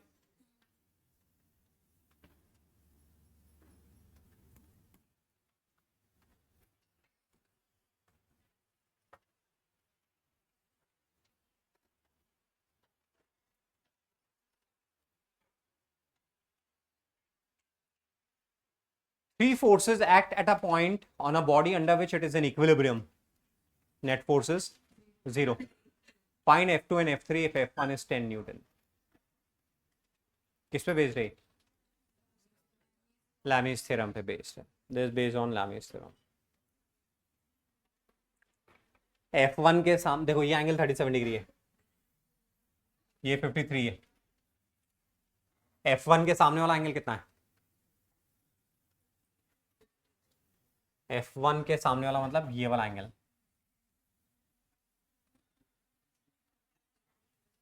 कितना हुआ 53, 90 माइनस 37 53। F2 के सामने वाला एंगल कितना है, ये पूरा एंगल, ये पूरा angle 180 minus 53 plus 37। Yes no, 180 minus 53 plus 37, ये F1 F3 के बीच का एंगल है। सही बोल रहा हूं मैं। और F3 के सामने वाला एंगल 90 प्लस 53। देखो आराम से देखो, साइन ए प्लस बी का फॉर्मूला आता है क्या आपको, sine of A plus B का फॉर्मूला आता है क्या,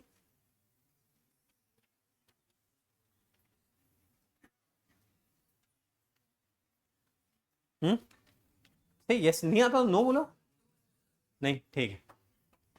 तो F1 from Lami's theorem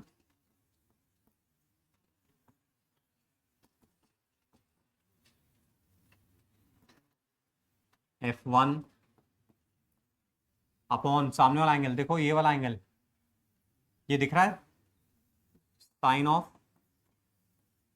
90 minus 37। F2 के सामने वाला एंगल, ये पूरा एंगल, F2 के सामने वाला मतलब F1 F3 के बीच का एंगल, तो ये वाला एंगल है 180 माइनस 53 और ये है 37।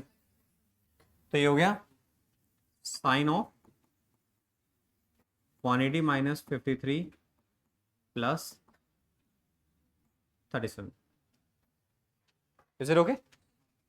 और तीसरा F3 के सामने वाला एंगल, यानी कि F2 F1 के बीच का angle 90 plus 53।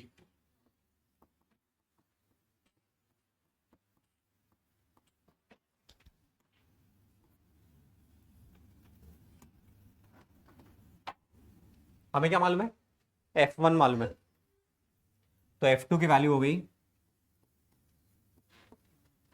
F1 which is 10, ये वाली value sine of 180 minus 53 plus 37, तो हो गया sine of 180 minus 16, sine 16, sine of 180 minus theta is, पढ़ा है क्या आपने, sine 180 minus theta is sine theta. तो ये हो गया साइन 180 माइनस, देखो 37 और -53, ये कितना हुआ? -16। तो sine 180 -16 which is just sine 16, तो जाएगा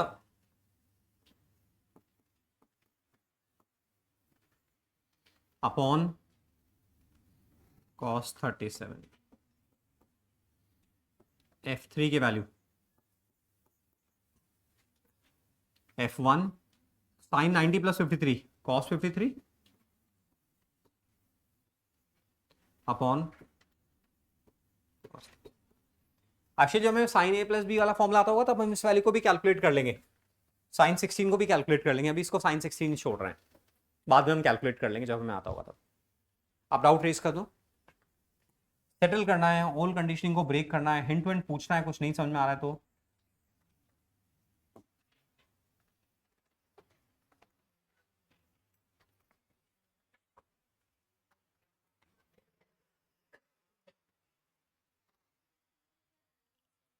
डायग्राम में एंगल,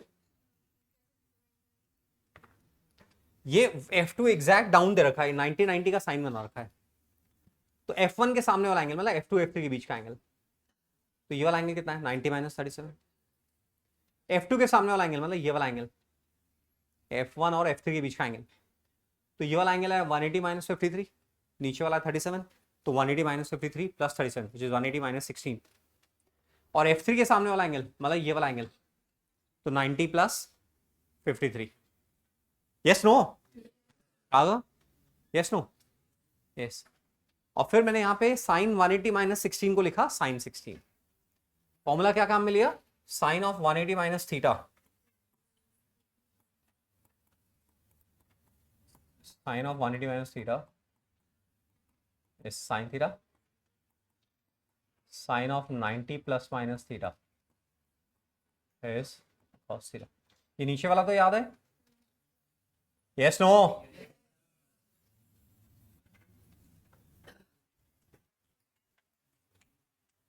चलो मैं आगे, अदरवाइज कॉम्पोनेंट रोटेशन में करते हैं हम लोग।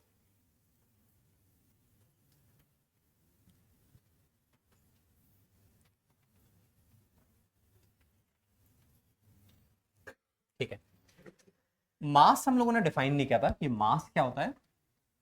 मास इज,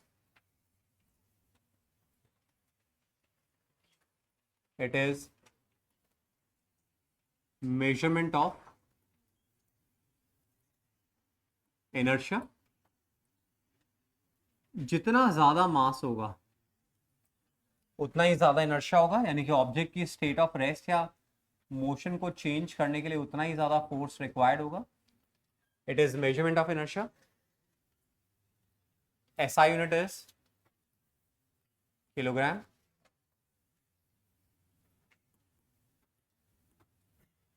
ये लोकेशन से इंडिपेंडेंट होगा, मास बॉडी की इनहेरेंट प्रॉपर्टी है जो लोकेशन से इंडिपेंडेंट होगी। एक लोकेशन से दूसरी लोकेशन जाने में मास चेंज नहीं होगा, मास बॉडी की इनहेरेंट प्रॉपर्टी, ये हम लोग बोल रहे हैं। Then first law, second law, third law, ये सब हो गया। देन अब अपन बोल रहे हैं FBD,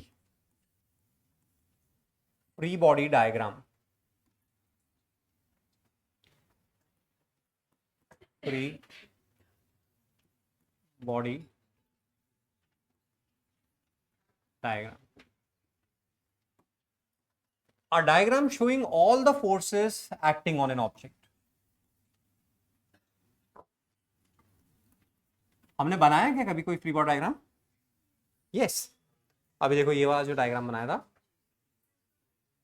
ये फ्री बॉडी डायग्राम है, ये इस ब्लॉक का फ्री बॉडी डायग्राम है ना। तो जैसे मेरा फ्री बॉडी डायग्राम, जैसे सपोज इस टीवी का फ्री बॉडी डायग्राम बनाना है, तो इस टीवी को सराउंडिंग से अलग करके इस पे कौन कौन से फोर्सेस लग रहे हैं वो हमें शो करना है। ये सराउंडिंग्स पे क्या फोर्सेस लगा रही है वो नहीं दिखाने, केवल इस ऑब्जेक्ट पे जो फोर्सेस लग रहे हैं वो हमें दिखाने। That is free body diagram. A diagram showing all the forces acting on an object, that is free body diagram. इस डायग्राम में वो फोर्सेस नहीं आएंगे जो ऑब्जेक्ट सराउंडिंग्स पे लगा रही है, केवल वही फोर्सेस आएंगे जो सराउंडिंग पे ऑब्जेक्ट पे लगा रही है, फ्री बॉडी डायग्राम, है ना। तो a diagram showing all the forces acting on an object, that is free body diagram.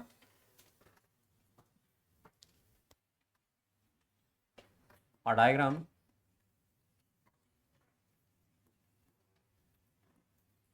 showing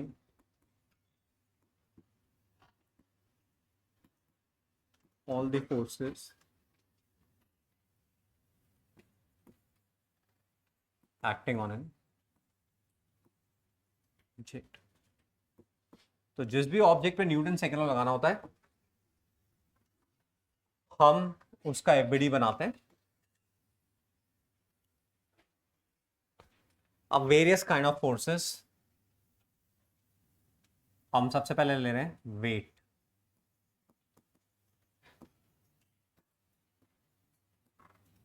gravitational force,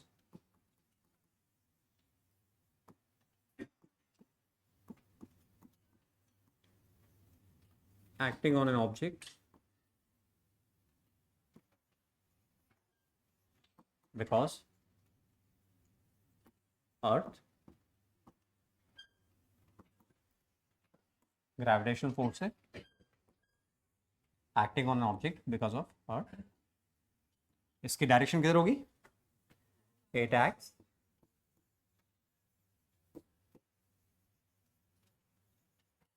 vertically downward towards the center of the earth. तो किसी भी ऑब्जेक्ट के फ्री बॉडी डायग्राम में ये indispensable होगा, ये हमेशा present होगा क्योंकि ऑब्जेक्ट अर्थ के पे ही होगी. तो ऑब्जेक्ट के फ्री बॉडी डायग्राम में एम जी आएगा ही, तो हम एक नीचे की तरफ एरो बना देंगे, वो एम जी होगा ऑब्जेक्ट का वेट.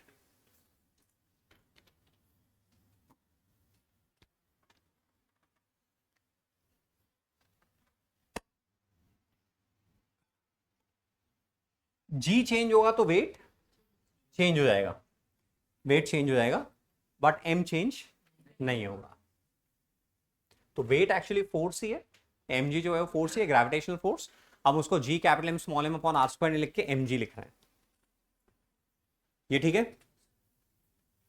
नो सेकंड फोर्स है नॉर्मल फोर्स, नॉर्मल रिएक्शन या नॉर्मल फोर्स. नॉर्मल रिएक्शन बोलते हैं, नॉर्मल फोर्स भी बोलते हैं. कौन सा फोर्स होता है ये? When two objects are in contact, the force with which two objects push each other, है ना. नॉर्मल कांटेक्ट फोर्स कैसे बोलते हैं? The force with which two objects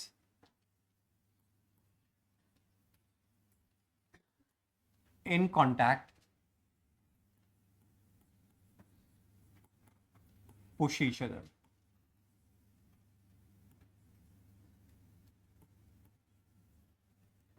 It always acts normal to the surface in contact.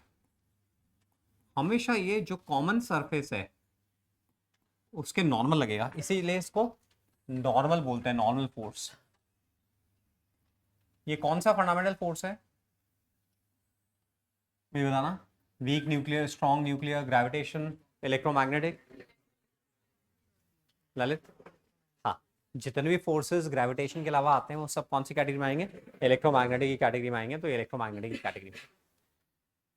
तो अभी जैसे आप लोग चेयर पे बैठे हुए हो, आप लोग चेयर पे बैठे हुए हो, आप चेयर को क्यों पुश कर रहे हो या आप चेयर को नहीं पुश कर रहे हो? कनव, कर रहे हो? क्यों कर रहे हो? क्योंकि वो आपको पुश कर रही है. ठीक है, इसने इसलिए मारा क्योंकि मैंने मारा, ऐसा हो गया. ठीक है, और कोई? वेदांशु, आप चेयर को पुश कर रहे हो क्या? नहीं कर रहा है. वेदांशु मना कर रहा है, मैं चेयर को पुश नहीं कर रहा हूं. पक्का? ऑलराइट. और कोई? आदि, चेयर को पुश कर रहे हो क्या? बाय डिफॉल्ट कर रहे हैं, बचपन से कर रहे हैं, जहां बैठते हैं पुश करते ही हैं, है ना. एक्चुअली पुशिंग का रीजन क्या है तनिष? हाँ हाँ, तो हम इस पे ग्रेविटेशन नहीं लगा रहे हैं, जैसे ये है तो इस पे ग्रेविटेशन लग रहा है, ये नीचे नहीं जा रहा क्योंकि मैंने होल्ड कर रखा है। मेरे देखो इस पे ग्रेविटेशनल फोर्स हमारे लिए इंडिस्पेंसिबल है जब तक कि हम डीप स्पेस में नहीं चले जाएं। ग्रेविटेशनल फोर्स हम लोगों के लिए इंडिस्पेंसिबल है, हमेशा प्रेजेंट है। तो इस पेन पे भी ग्रेविटेशनल फोर्स लग रहा है, बट मैंने होल्ड कर रखा है। अब मैंने इसको छोड़ दिया तो ग्रेविटी की वजह से नीचे आ रहा है। तो हम भी लगातार किधर जाने की कोशिश कर रहे हैं, नीचे की तरफ, नीचे जाने की कोशिश कर रहे हैं, हम नीचे जाने की कोशिश कर रहे हैं। तो जो हमारे बीच में आएगा उसको हम पुश करेंगे। मान लो जैसे मेरे को ये खींचना, अब मेरे को ये खींचे, अब ये बीच में आएगा तो मैं इसको पुश करूंगा क्योंकि वो मेरे को खींच रहा है और ये बीच में है, इसलिए मैं इसको पुश करूंगा। यस नो, है ना।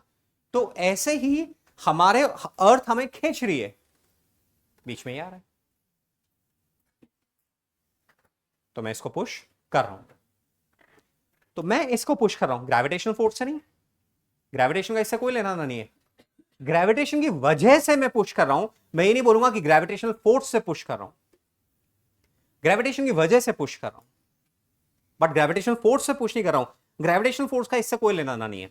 Gravitational force is interaction between me and earth. उस फोर्स की वजह से मैं नीचे जाने की कोशिश कर रहा हूं और बीच में एक सरफेस आ रही है, इसलिए मैं उस सरफेस को धक्का दे रहा हूं।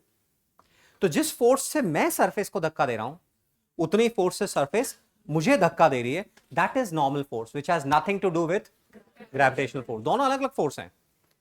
ग्रेविटेशनल फोर्स फंडामेंटल ग्रेविटेशन है जो अर्थ लगा रही है, नॉर्मल फोर्स चेयर लगा रही है या हम चेयर पे लगा रहे हैं। एक इलेक्ट्रोमैग्नेटिक है, एक ग्रेविटेशन है। समझ में आ रहा है अच्छे से? अच्छे से वापस से सीखेंगे, वापस से देखेंगे। एक बार मेरे को खींचना, तो मेरे को ये खींच रहा है और मैं ये बीच में शुभ आ रहा है सॉरी, तो शुभ को मैं पुश कर रहा हूं, है ना। क्यों कर रहा हूं? क्योंकि मुझे वो खींच रहा है, इसलिए मैं शुभ को पुश कर रहा हूं। तो ऐसे ही मुझे अर्थ नीचे की तरफ खींच रही है, आपकी बॉडी को अर्थ नीचे की तरफ खींच रही है ग्रेविटेशनल फोर्स से। तो ये एरो हम जब ऐसे लगाते हैं तो उसका मतलब ये नहीं कि इस पे लगा रहे हैं एरो, हम तो इस ऑब्जेक्ट का डायग्राम बना रहे हैं जिसपे mg का एरो नीचे दिखा रहे हैं और उस एरो की वजह से ये नीचे जाने की कोशिश कर रहा है, लगातार मैं नीचे जाने की कोशिश कर रहा हूं। तो मैं चेयर को पुश कर रहा हूं और चेयर मुझे पुश कर रही है। तो जिस फोर्स से आदित्य दो ऑब्जेक्ट्स जो कांटेक्ट में एक दूसरे को पुश करते हैं, that is contact force, normal contact force. पक्का? ठीक है। तो अब जैसे हमारे जमीन पे पैर टिके हुए हैं तो इनको भी अर्थ पुल कर रही है, जमीन पे पैर टिके हुए हैं तो इनको अर्थ पुल कर रही है, उसकी वजह से नीचे जाने की कोशिश कर रहे हैं, फ्लोर को पुश कर रहे हैं। तो हम फ्लोर को पुश कर रहे हैं, इसका ग्रेविटेशन से कोई लेना देना नहीं है। हम फ्लोर को पुश कर रहे हैं, फ्लोर हमें पुश कर रहा है, ये नॉर्मल फोर्स है। मैं यहां पे खड़ा हुआ हूं, मैं यहां पे खड़ा हुआ हूं, तो मैं यहां पे खड़ा हुआ हूं, तो मैं इसको पुश कर रहा हूं, ये मुझे पुश कर रही है। This is normal force. ठीक है ना। तो जो भी चीज कांटेक्ट में, जो भी दो सरफेसेस कांटेक्ट में, समर्थ, सक्षम, वो दोनों ऑब्जेक्ट्स एक दूसरे पे पुश कर रही है। जिस फोर्स से वो एक दूसरे को पुश कर रही है दैट इज नॉर्मल फोर्स। और नॉर्मल फोर्स जो लगेगा हमेशा सरफेस के नॉर्मल लगेगा। अभी फ्रिक्शन नहीं है हमारे पास में, अभी हम इस चैप्टर में स्मूथ सरफेसेस का डील करेंगे। सारी सरफेसेस गगन हमारी स्मूथ रहेंगी। ठीक है ना। So the force with which two objects in contact push each other, it always acts normal to the surface in contact. मैं क्लियर साउंड कर रहा हूं? तो जैसे अब हम फ्री बॉडी डायग्राम, तो अब हम जैसे मैं ये वाली सरफेस बना रहा हूं, ये हमारा ग्राउंड है और इस पे मैंने एक ये ब्लॉक रख दिया।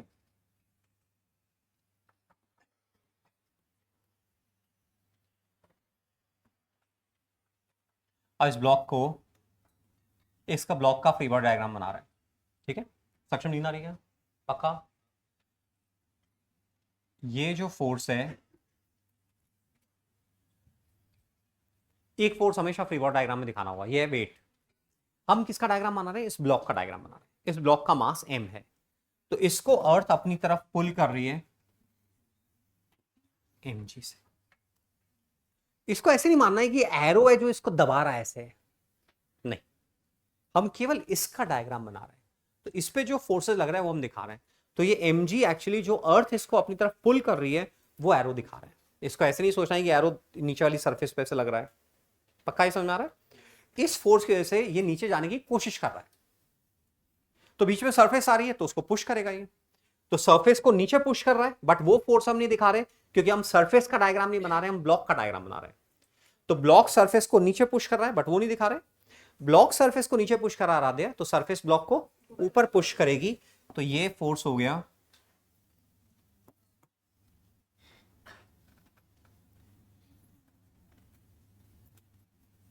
ये दूसरा फोर्स हो गया, ये नॉर्मल फोर्स, इसको एन से लिखे, ये दो फोर्स सक्षम, ठीक है। एक एक्शन है और दूसरा रिएक्शन।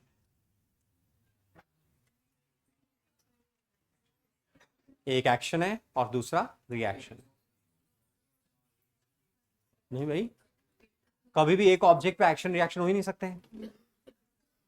ये दोनों फोर्सेस ही अलग अलग तरह के हैं, एक ग्रेविटेशन और एक इलेक्ट्रोमैग्नेटिक है। इन दोनों के एजेंट अलग अलग हैं। ये वाला किसने लगाया? टेबल ने, नीचे वाली सरफेस ने, ग्राउंड ने लगाया, और ये किसने लगाया? अर्थ ने लगाया। ये एक्शन रिएक्शन नहीं है, ठीक है। इसकी रिएक्शन किस पर हो रही है? सरफेस पर। इसकी रिएक्शन किस पर हो रही है? अर्थ पर। पक्का? इसकी रिएक्शन सरफेस पर, इसकी रिएक्शन अर्थ पर। तो ये एक्शन रिएक्शन नहीं है। यदि इन दोनों फोर्सेस को मेरे को रिलेट करना है दर्श, दिग्विजय, इन दोनों फोर्सेस को मुझे रिलेट करना है, तो पार्थ में कौन सा लॉ काम में लूं? सेकेंड लॉ काम। उसके लिए पहले हमें इनर्शियल फ्रेम से इसका एक्सेलरेशन रिकॉर्ड करना पड़ेगा। यदि ये रेस्ट पर है, अब बाय डिफॉल्ट मान के चलना सब कुछ इनर्शियल फ्रेम में, ग्राउंड से देख रहे हैं हम लोग, बार बार मैं बोलूंगा नहीं, वो अज्यूम्ड है कि इनर्शियल फ्रेम है। अब सारी प्रॉब्लम्स में वो लेके चलेंगे अपन, है ना। तो ये रेस्ट पर है, यानी कि एक्सेलरेशन 0 है, तो फोर्स बैलेंस होने चाहिए। तो एन और एम जी बराबर। यदि ये अप एक्सेलरेट कर रहा है तो अपवर्ड फोर्स डोमिनेट करना चाहिए, यानी कि एन की वैल्यू एम जी से बड़ी होनी चाहिए। ये डाउन एक्सेलरेट कर रहा है तो डाउनवर्ड फोर्स डोमिनेट करना चाहिए, तो एम जी की वैल्यू एन से बड़ी होनी चाहिए। तो एन एम जी से छोटा भी हो सकता है, एन एम जी से बड़ा भी हो सकता है, एन एम जी के बराबर भी हो सकता है। वो डिपेंड करेगा कि कितना एक्सेलरेशन है। तो एन और एम जी जो आपस में प्रसून रिलेट होंगे वो न्यूटन सेकेंड लॉ से रिलेट होंगे। तो एफ बी क्लियर है, नॉर्मल फोर्स क्लियर है, समझ में आ रहा है अच्छे से, है ना। तो यहां पर हम बोलेंगे, ये अपने बना दिया। अब यदि हम लिख रहे हैं फॉर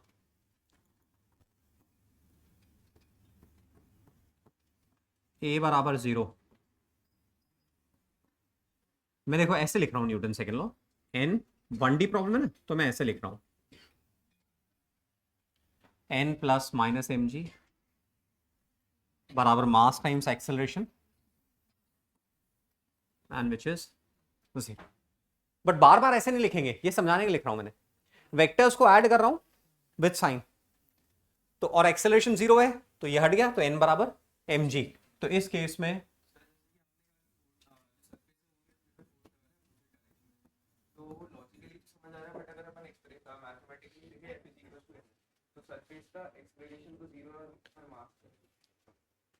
सरफेस पे न्यूटन सेकेंड लॉ थोड़ी लगा रहे हैं अभी।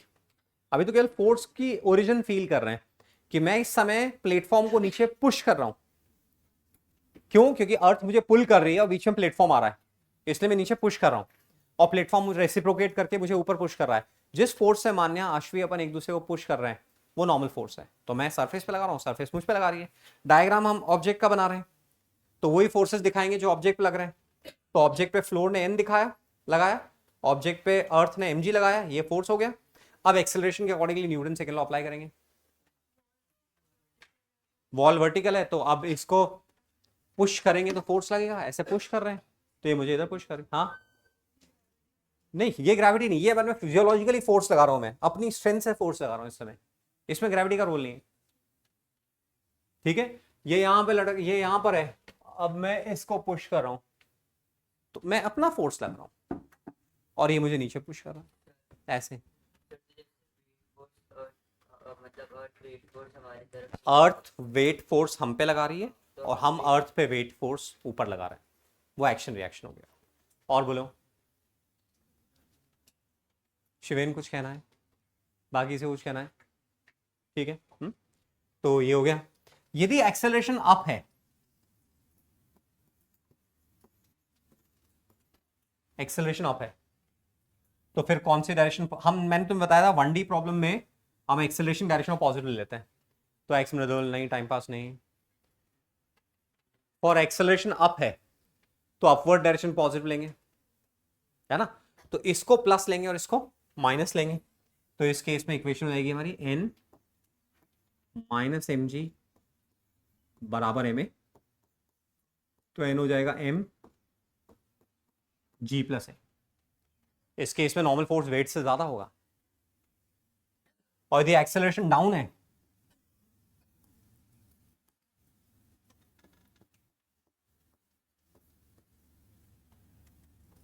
तो आप कौन सी डायरेक्शन पॉजिटिव लेंगे, डाउनवर्ड पॉजिटिव। जिधर एक्सेलरेशन वो डायरेक्शन पॉजिटिव, तो डाउनवर्ड पॉजिटिव लेंगे प्रतीक, तो अब हो जाएगा एम जी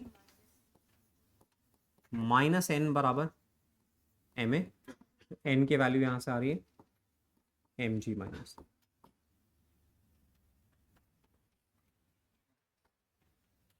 ऐसे situation day to day life में हम कभी फील करते हैं क्या, मुझे सोच के बताना, बोलना मत, अभी सोचना पहले। ऐसे situation day to day life में ये वाली तीनों सिचुएशन हम फील करते हैं क्या डे टू डे लाइफ में? किसी को ध्यान आ रहा है कि हाँ सर करते हैं? कनव बैठे हैं। कब? एस्केलेटर से एलिवेटर में, है ना। यदि आप ग्राउंड फ्लोर से फिफ्थ फ्लोर पे आ रहे हो तो ये तीनों सिचुएशंस आती हैं। आप एलिवेटर में जाके खड़े हुए हैं, इस समय एन बराबर एम जी है, इस समय एन बराबर एम जी है। आपने फिफ्थ फ्लोर के लिए प्रेस किया, एक्सेलरेशन किधर आएगा, अप। तो अब एन एम जी से डोमिनेट कर रहा है, तभी तो आप ऊपर एक्सेलरेट कर रहे हो। भाई एलिवेटर को तो मैकेनिज्म पुली पुल कर रही है, रोप पुल कर रही है, वो एलिवेटर को पुल कर रही है। आप पे तो आप पे जो फोर्स लग रहे हैं वो आपको एक्सेलरेट करेंगे। तो आप पे फ्लोर से एन ऊपर लग रहा है, एम जी नीचे लग रहा है। यदि ये फोर्सेस बैलेंस रहेंगे तो आप एक्सेलरेट ही नहीं कर सकते हो। तो इस केस में जब आपने फिफ्थ फ्लोर दबाया तो जय ए अप आया, तो अभी एन बड़ा है एम जी से। अब एक्सेलरेट होगी और फिर स्टॉप करना है तो रिटार्ड भी होगी, और इन बिटवीन रिटार्डेशन स्टार्ट होगा।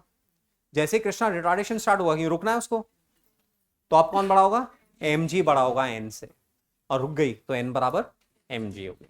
तो एलिवेटर में ये रोज होता है हमारे साथ, एन एम जी से बड़ा, एन एम जी से छोटा, एन एम जी के बराबर। एन समझ में आ रहा अच्छे से? अब यहाँ पे कोई भी डाउट है? कोई डाउट छोटा नहीं है, ये सब बहुत इंपॉर्टेंट है, आराम से पूछो मेरे से, कुछ इशू है तो। हाँ भाई, एलिवेटर का एक्सेलरेशन बोलो। एलिवेटर अपन ने फिफ्थ से ग्राउंड पे गए, फिफ्थ से ग्राउंड पे गए तो शुरू में किधर एक्सेलरेट करेगी, डाउन, तो एन एम जी से छोटा होगा। फिर अब स्टॉप करेगी तो एक्सेलरेशन किधर आएगा, अप, तो उस समय एन एम जी से बड़ा होगा। तो एक ही डायरेक्शन देखनी है, वेलोसिटी की डायरेक्शन नहीं, एक्सेलरेशन की डायरेक्शन देखनी है। पक्का? ठीक है।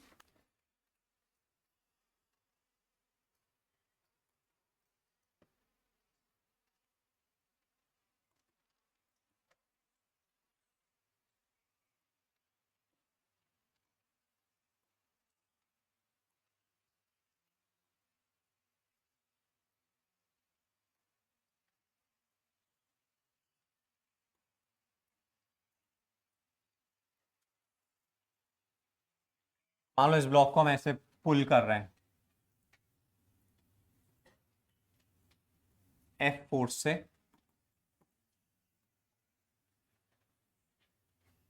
थीटा एंगल पे,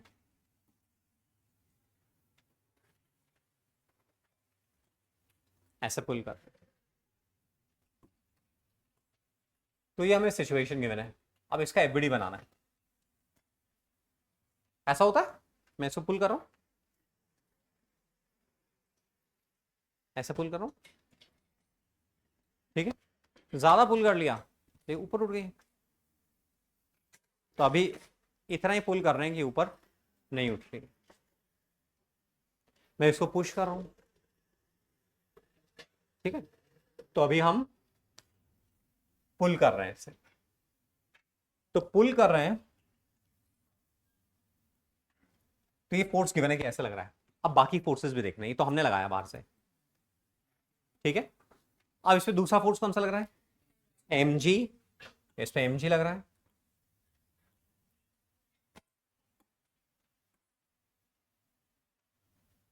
और कौन सा फोर्स लग रहा है, नॉर्मल फोर्स, यस नो,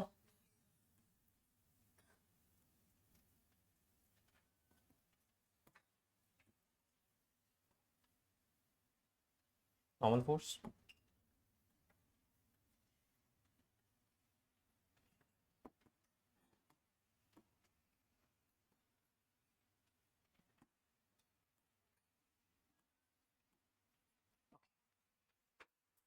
तो इसको बोलते हैं फ्री बॉडी डायग्राम बनाना। हमने अर्थ पे एमजी क्यों नहीं दिखाया? क्योंकि अर्थ से हमें डील नहीं करना है। हमने वो एजेंट पे फोर्स क्यों नहीं दिखाया जिसने इस पे फोर्स लगाया? क्योंकि हमें एजेंट के साथ डील नहीं करना है। हमने फ्लोर पे नॉर्मल फोर्स क्यों नहीं दिखाया? क्योंकि हमें फ्लोर के साथ डील नहीं करना है। प्रतीक, मुदित, मृदुल, जो ऑब्जेक्ट एक्सेलरेट कर रही है, जो मूव करेगी शुभद, हम उसका एफबीडी बनाएंगे। जो मूव करेगी, तो ये मूव कर रही है, इसका एफबीडी बनाए। ठीक है, अब देखो मेरी बात समझो। अब मैं इसको खींच रहा हूं, तो इसमें फिजिकल कंस्ट्रेंट क्या है? ये मूव फ्लोर के अलोंग ही करेगी। ये मूव फ्लोर के अलोंग कर रही है, मुझे मालूम पड़ रहा है ये मूव फ्लोर के अलोंग कर रही है, अनलेस की हवा में आ जाए। यदि हवा में आ गई तो फिर एन का क्या हुआ? हट गया, फ्लोर है ही नहीं अब, तो एन हट गया, हवा में आ गई ना ये। तो अब एन कहां लग रहा है? फ्लोर पे कहां पुश कर रही है? हवा में ये एन लग रहा है, मतलब कि ये जमीन पे टिकी हुई है। एन नहीं लग रहा है, मतलब ये हवा में आ गई। ठीक है, तो हम ये मान के चल रहे हैं कि ये फोर्स इतना बड़ा नहीं है कि उस ऑब्जेक्ट को उठा दे।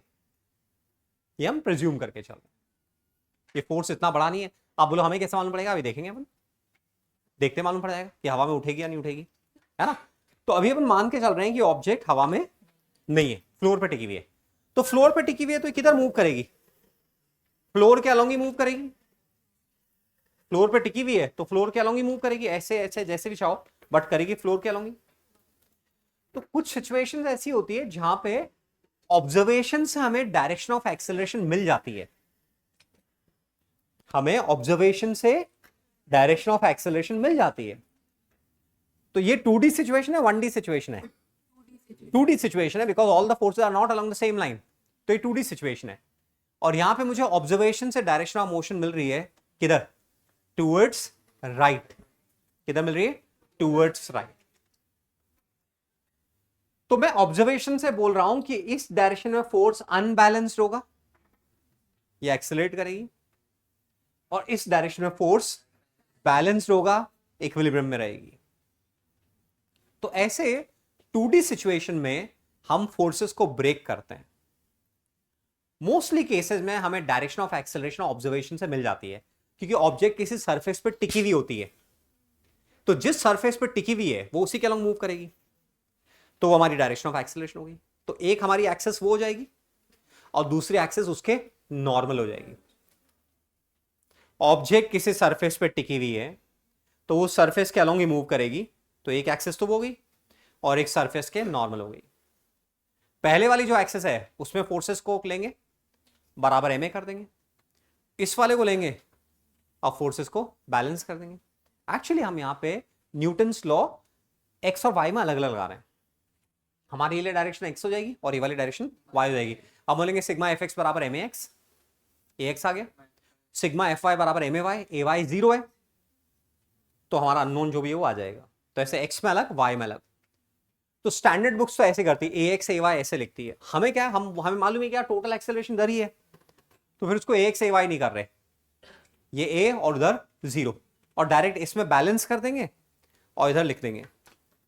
ठीक है, पहले मैं सिस्टमैटिक लिखता हूं। तो सिस्टमैटिक लिखने का मतलब ये होगा कि मैं लिखूंगा ऐसे, पहले मैंने अपना कोऑर्डिनेट सिस्टम सेटअप किया कि भाई ये मेरा कोऑर्डिनेट सिस्टम है। ये मेंटली हम सेटअप कर लेंगे कि भाई कौन सी डायरेक्शन में हम फोर्सेस को ब्रेक करेंगे, रिजॉल्व करेंगे। तो देख रहे हो आपको कंपोनेंट करना आना चाहिए, उसके बिना आप कर ही नहीं सकते हो। तो ये हमारा एक्स और वाई हो गया, एक्स और वाई, है ना। तो एक्स तो मैं लिखूंगा ऐसे, सिग्मा एफ एक्स बराबर M X, sigma F X बराबर एम एक्स। अब एक्स में केवल कौन सा फोर्स आ रहा है? एफ कॉसिरा, इसके अलावा कोई और फोर्स आ रहा है? नहीं। तो एफ कॉसिरा बराबर एम ए एक्स तो यहां से x हो गया f cos theta upon Lavanya y में सिग्मा एफ वाई बराबर M A Y. Lavanya y में ऊपर कौन सा फोर्स है, सारे फोर्सेस के y कंपोनेंट देखना है, तो n और f का y कंपोनेंट कितना आ रहा है, cos या साइन, साइन, तो ऊपर की तरफ कितना हो गया n plus f sine theta, नीचे क्या हो गया, तो हम एक्चुअली प्रिसाइजली ऐसे लिखेंगे माइनस एम जी, क्योंकि वेक्टर्स को हम ऐड कर रहे हैं विद साइन, बट रनिंग में हमेशा ऐसे नहीं लिखेंगे, हम डायरेक्ट माइनस एम जी लिख देंगे। तो n plus F sine theta minus M G बराबर मास टाइम्स ए वाई, और ए वाई कितना है, 0 है, ए वाई 0 है, इसलिए हमारा यहां से n आ गया M G minus F sine. तो इस केस में नॉर्मल फोर्स mg से थोड़ा कम आ रहा है, क्यों आ रहा है, क्योंकि f साइन थीटा ऑब्जेक्ट को पार्शियली बैलेंस कर रहा है। यदि मेरे को कोई ऊपर से खींचे, बट इतना नहीं खींचे कि मैं हवा में आ जाऊं, बस थोड़ा सा खींचे, जैसे मैं इस चेयर को, अभी चेयर है तो रेस्ट पर है, n फ्लोर लगा रहा है, mg अर्थ लगा रही है, दोनों बैलेंस है, n बराबर mg, मैं इसको ऊपर खींच रहा हूं, मुझे जोर आ रहा है, मैं ऊपर खींच रहा हूं, बट ये हवा में उठ रही है क्या, नहीं, तो मैं ये जो mg से नीचे आने की कोशिश कर रही है उस फोर्स को पार्टली मैं बैलेंस कर रहा हूं, तो ये जो फ्लोर को पुश कर रही है mg के बराबर फोर्स से पुश कर रही है, कम से पुश कर रही है, कम से पुश कर रही है, तो इस समय n mg से छोटा है, n mg से छोटा है, मैं mg के साथ एक्स्ट्रा फोर्स लगा रहा हूं तो n mg से बड़ा है, ऐसे, ठीक है ना, तो n जो आ रहा है वो आ रहा है mg minus f sine theta, पक्का। तो हमें देखते मालूम पड़ गया था कि यार ये तो टूवर्ड्स राइट एक्सेलरेट करेगी, तो ये हो गया, n आ गया, एक्सेलरेशन आ गया, हो गया। अब देखो हम रनिंग में जब लिखेंगे ना, ये तो हमने लिखा एकदम एस्थेटिकली करेक्ट, जैसे एलईडी रेस्टिंग खोलोगे, यूनिवर्सिटी खोलोगे, तो ऐसे बिल्कुल ऐसे लिखा हुआ होगा हर क्वेश्चन में, जहां पे भी एग्जाम्पल सॉल्व ऐसे लिखा होगा।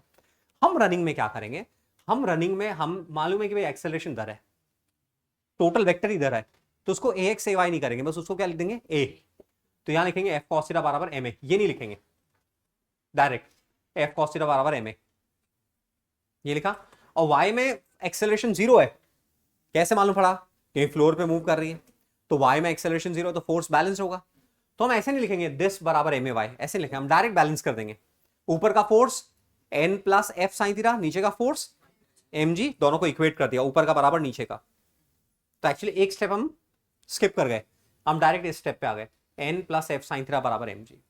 मेरी बात समझ में आ रही है, एस्थेटिकली एकदम सही वे में लिखना है तब तो ऐसे, बट रनिंग में हम ऐसे नहीं लिखेंगे, हमें क्लैरिटी होगी कि हम एक डायरेक्शन बैलेंस कर रहे हैं और दूसरी डायरेक्शन नेट फोर्स बराबर एम ए कर रहे हैं, और वहां से एक ही राघव वैल्यू आ रही है। चलिए अब यहां पे एक और चीज समझते हैं, कोई ब्रेक ऑफ का मतलब बताएगा, तो एक तो रिलेशनशिप्स में ब्रेक ऑफ होता है, फ्रेंडशिप में ब्रेक ऑफ होता है, यस नो, तो एक तो फ्रेंडशिप में ब्रेक ऑफ होता है, एक इस सरफेस से ब्रेक ऑफ होना, फिजिक्स में काम में लेते हैं ब्रेक ऑफ होना। ब्रेक ऑफ होने का मतलब होता है, यहां फिजिक्स के कॉन्टेक्स्ट में ब्रेक ऑफ होने का मतलब है कि ऑब्जेक्ट ने सरफेस से कांटेक्ट लूज कर दिया। ब्रेक ऑफ होने का मतलब क्या है, ऑब्जेक्ट ने सरफेस से कांटेक्ट लूज कर दिया। ऐसा कब होगा, जबकि अपवर्ड पुलिंग फोर्स डाउनवर्ड से ज्यादा हो जाएगा, बराबर में जस्ट टिकी रहेगी, बराबर में टिकी तो रहेगी बट पुश नहीं कर रही होगी, जस्ट टिकी हुई है बट पुश नहीं कर रही है, बस टिकी हुई है बट पुश नहीं कर रही है, क्योंकि मैंने बैलेंस कर रखा है ना। तो ब्रेक ऑफ होना मतलब कि नॉर्मल फोर्स 0 हो जाना, मतलब ऑब्जेक्ट ने सरफेस से कांटेक्ट ब्रेक कर दिया है, तो ब्रेक ऑफ मतलब n 0 या नेगेटिव होना। कभी किसी सिचुएशन में n सॉल्व करने पे नेगेटिव आ जाए, तो मान लो इस सिचुएशन में n सॉल्व करने पे आ जाए आपका -6 न्यूटन, तो इसका फिजिकल इंटरप्रिटेशन देखो, हमने डाउनवर्ड डायरेक्शन नेगेटिव ली है, पॉजिटिव ली हुई है, हमने डाउनवर्ड डायरेक्शन कौन सी ली हुई है, इसमें नेगेटिव ली हुई है, नेगेटिव ली है ना इसमें। अब n -6 न्यूटन आ गया, ये n किसका किस पे फोर्स है, सरफेस का ब्लॉक पे फोर्स है, सरफेस ब्लॉक को -6 मतलब 6 न्यूटन से नीचे खींच रही है, ये चेयर मुझे नीचे खींच सकती है क्या, यस नो, नहीं ना, ये चेयर तो मुझे ऊपर पुश करेगी, तो फोर्स नेगेटिव आ रहा है, मतलब कुछ एब्सर्ड हो रहा है। एब्सर्ड क्या हो रहा है कि एक्चुअली ऑलरेडी ऑब्जेक्ट हवा में आ चुकी है, क्योंकि F sine theta M G से बड़ा है, तो ऑलरेडी ऑब्जेक्ट हवा में आ चुकी है। एन कितना हो गया, 0 हो चुका है। तो एन जब भी नेगेटिव आ जाए या 0 आ जाए, उसका मतलब क्या है कि object has lost contact with the surface, object का ब्रेक ऑफ हो गया, ऑब्जेक्ट हैज लॉस्ट कॉन्टैक्ट। ठीक है, तो मुझे बताओ यदि ब्रेक ऑफ कराना है तो किसकी वैल्यू किससे कैसे रिलेटेड होनी चाहिए? कौन इसको उठाने की कोशिश कर रहा है? F sine theta. तो F sine theta equal to M G है, जस्ट ब्रेक ऑफ होगा, सरफेस पर टिकी हुई है बट धक्का नहीं दे रही है, और F sine theta greater than M G है तो हवा में आ जाएगी। यानी कि ब्रेक ऑफ कराने के लिए हम क्या बोलेंगे? F sine theta greater than और equal to M G, F sine theta greater than और इक्वल टू एम जी। तो क्वेश्चन सॉल्व करते हैं पहले अपन देख लेंगे यार ब्रेक ऑफ तो नहीं हो रहा, न्यूमेरिकली ऐसे दिख जाएगा। अपन अपवर्ड फोर्स को वेट से कंपेयर कर लेंगे, अपवर्ड फोर्स वेट से छोटा है तो ब्रेक ऑफ नहीं हो रहा है यूजुअल मैनर में, अपवर्ड फोर्स वेट से ज्यादा है तो फिर हवा में आ जाएगी, फिर एन का कोई काम नहीं है, फिर हवा में एक्स में भी एक्सेलरेशन होगा और वाई में भी एक्सेलरेशन होगा। समझ रहे हो मेरी बात को, है ना? तो ब्रेक ऑफ मींस, तो ये अपन ने लिख लिया, break of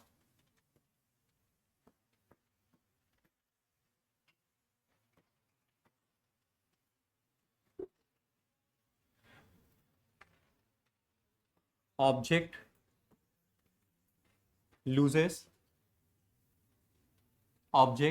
loses contact with the surface n less than or equal to 0. Object loses contact with the surface n less than or equal to 0.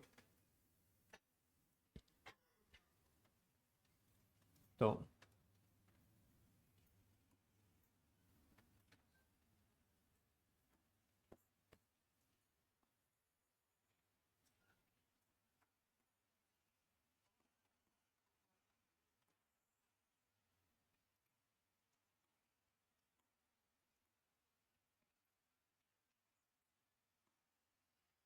ठीक है, in the figure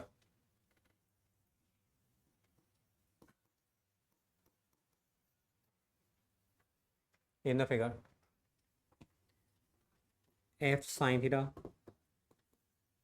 less than M G, pulling force M G से, upward pulling force M G से छोटा है, contact break होगा क्या? नहीं होगा,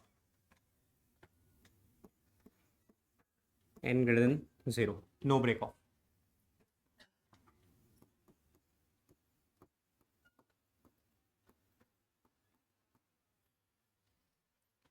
F sine theta greater than equal to M G, तो हम n कितना कर देंगे? 0 कर देंगे। n नेगेटिव भी किसके बराबर होगा? 0 के बराबर।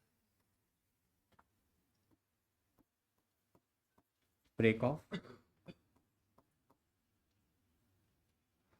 occurs.